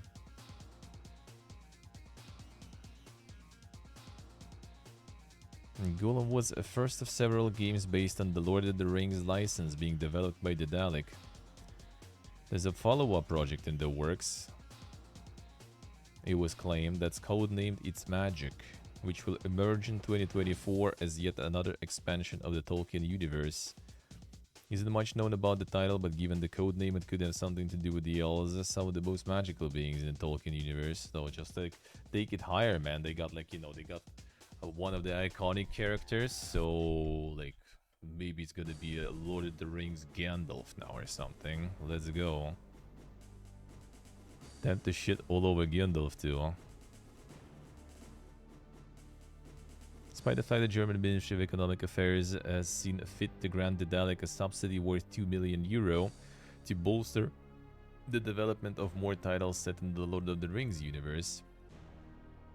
In the report that accompanies the grant, it was revealed that the player will be transported into a lush world full of mythical creatures and magic that hasn't been seen before. It'll feature completely new regions, and the player will influence the events of the world with his role and abilities. Then probably nothing established. I guess there will gonna be some sort of fanfic going on there.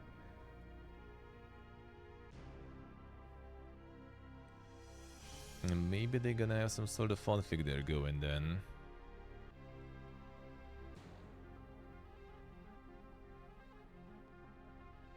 Then the Optimus Prime is getting Fortnite skin. Boog.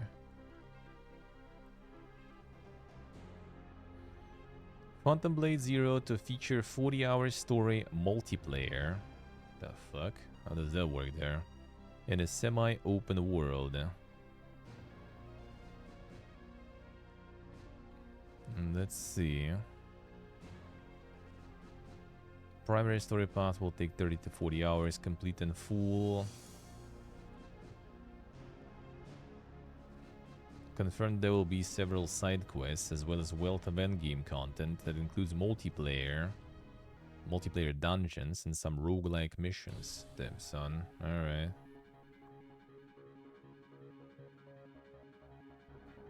Combat sequences shown in the trailer were captured in-engine, but there are more cinematic angles used and will be available in the full game. Okay, so it's not going to be that crazy then, thankfully.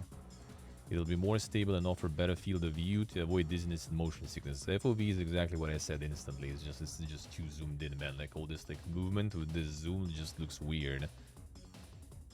So that's good, huh? That's good, huh?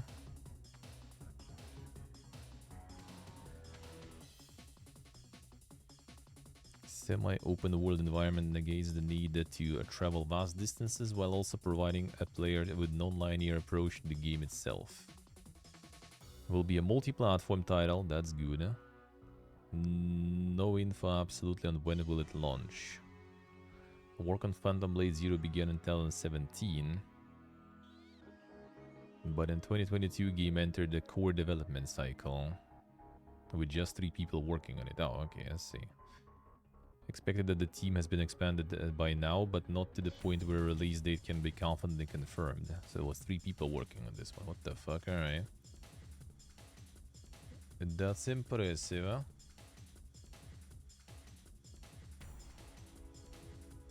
Alright.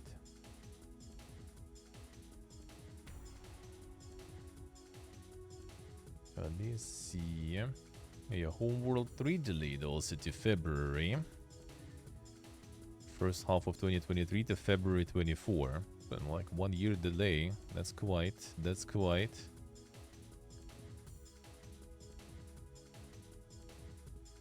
I have some Nintendo Fiesta. A Dolphin on Steam indefinitely postponed.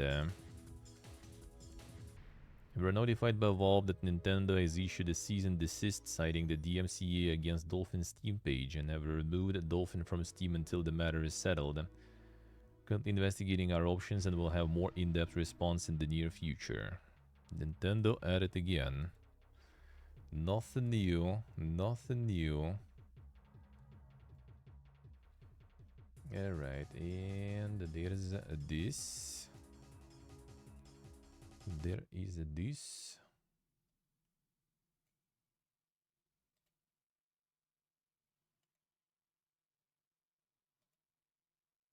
So what was about the studio who replaced the artist? So where was it?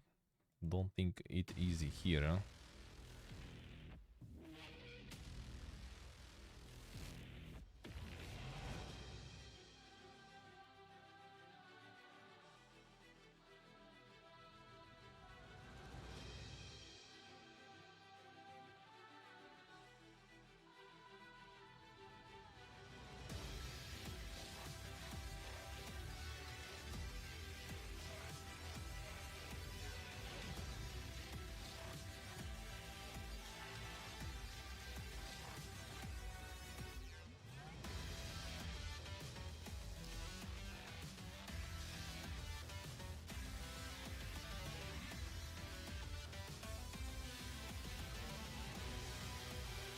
Yes, he's okay. See, yeah.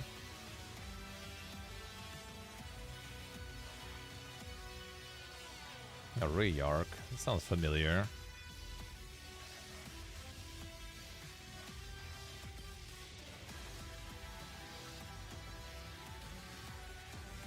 And this is, I mean, intro on the loop, yeah.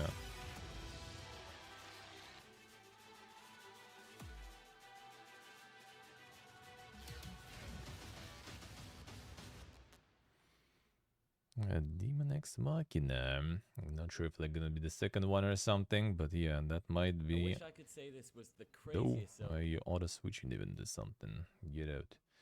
So yeah, this is an epic. It was an epic actually for free. It's a nice game. I played it a bunch. That was fun. That was fun. All right, let's see. The Ray arc sounds familiar.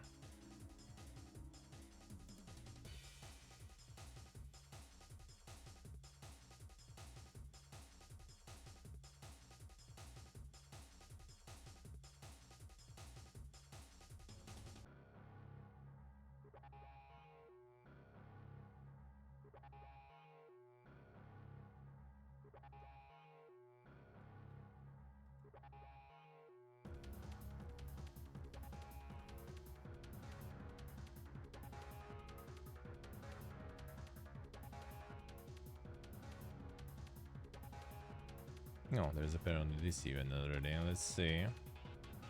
No, why are you doing this like this? Bruh.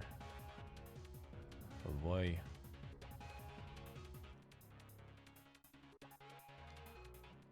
What is this garbo? One moment.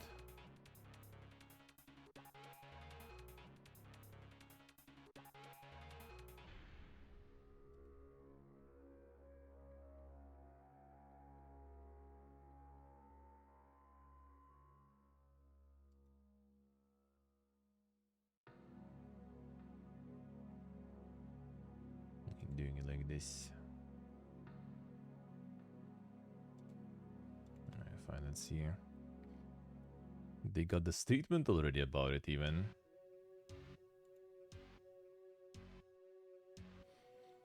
Regarding recent false rumors circulating on the internet concerning Rayar Games using AI technology in its artistic works and laying off a significant number of artists, we would like to clarify that these rumors are entirely false. There's been numerous articles and discussions on social media platforms and online forums speculating and discussing Rayark's use of AI technology. And we respect different opinions and ideas, but unfortunately some of the circulated content is based on mistranslations of our previous statements and false reports. To prevent the further spread of misinformation, we wish to clarify the situation regarding these false accusations. Creativity and expression through art have always been of the utmost importance to Rayark. Our team of artists are encouraged to broaden their skills and showcase their talent and very opportunity. We also promote continuous learning, growth, and refinement of our the corpus speech. Advancing in the artistic fields not only strengthens our creative power, but also enables us to present best to the community. In anticipation of the impact that AI-generated content will have in the industry, Rayar closely monitors the potential influence of AI-generated content on the gaming industry as a whole. We conduct research experiment with new tools and prepare ourselves as best we can in a rapidly changing world. Utilizing AI tools during the development process may gradually become a trend in the wider gaming industry. In the face of this transition, Rayark adopts an open-minded approach to learning while humbly accepting feedback and suggestion from players. During this period, in order to establish more efficient processes and achieve technological breakthroughs, we have not laid off any artists whatsoever. On the contrary, we have recruited more members with AI expertise to improve our development processes and provide education and training regarding AI assistance, preparing for the challenges of the upcoming era of AI-generated content. Nike remains dedicated to our player base in the creation of high-quality IPs and deeply appreciate the continuous support and open discussions of the community as we continue on this path in the gaming industry. We will continue to do our best exploring the limits of our creativity. Alright.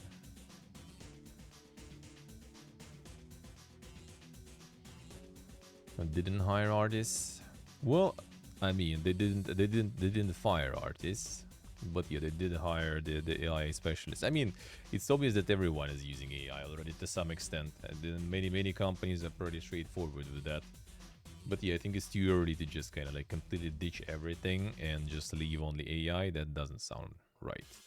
It's just kind of like counterproductive right now. You still need some fixes to be done to have the consistency and everything in the art, which is important. But in games and stuff, that the art style is like consistent, but it's being used a lot.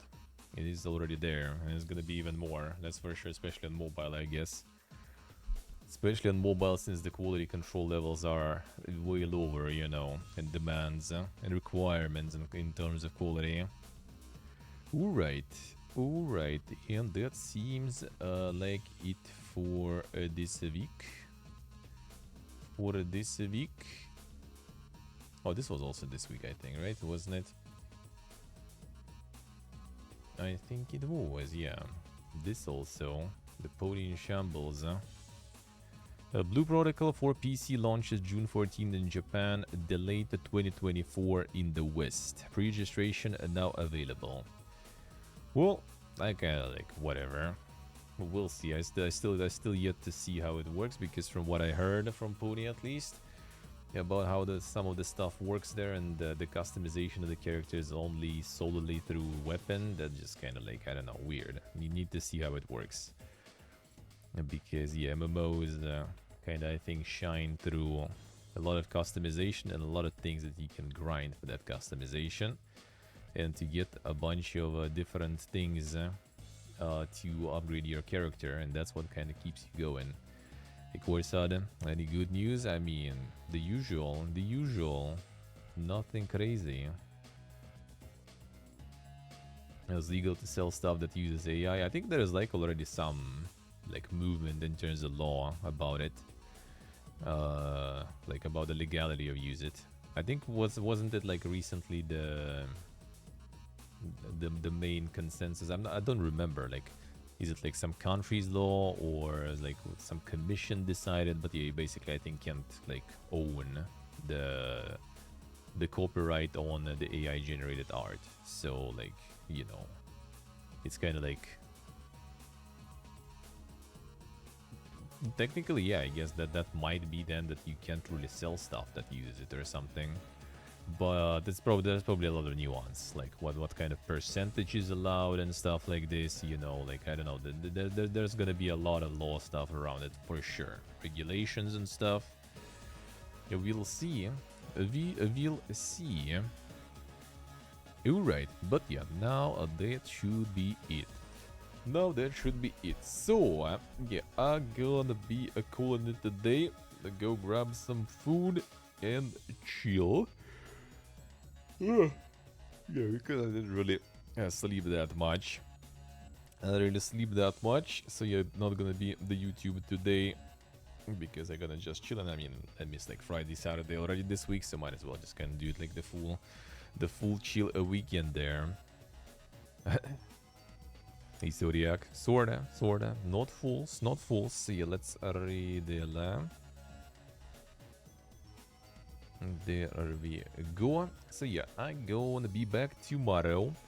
Tomorrow is Monday. I finished of Works and Man last Monday. I'm not sure if I'm gonna do or if I'm gonna start some new RPG this Monday because kind of Diablo is coming and stuff already soon. So I don't know if I'm gonna start until then. There should be a couple of Mondays. Maybe I will. Maybe I will do another Spiders game or something. I could. We'll see. We'll see. I'll look into it.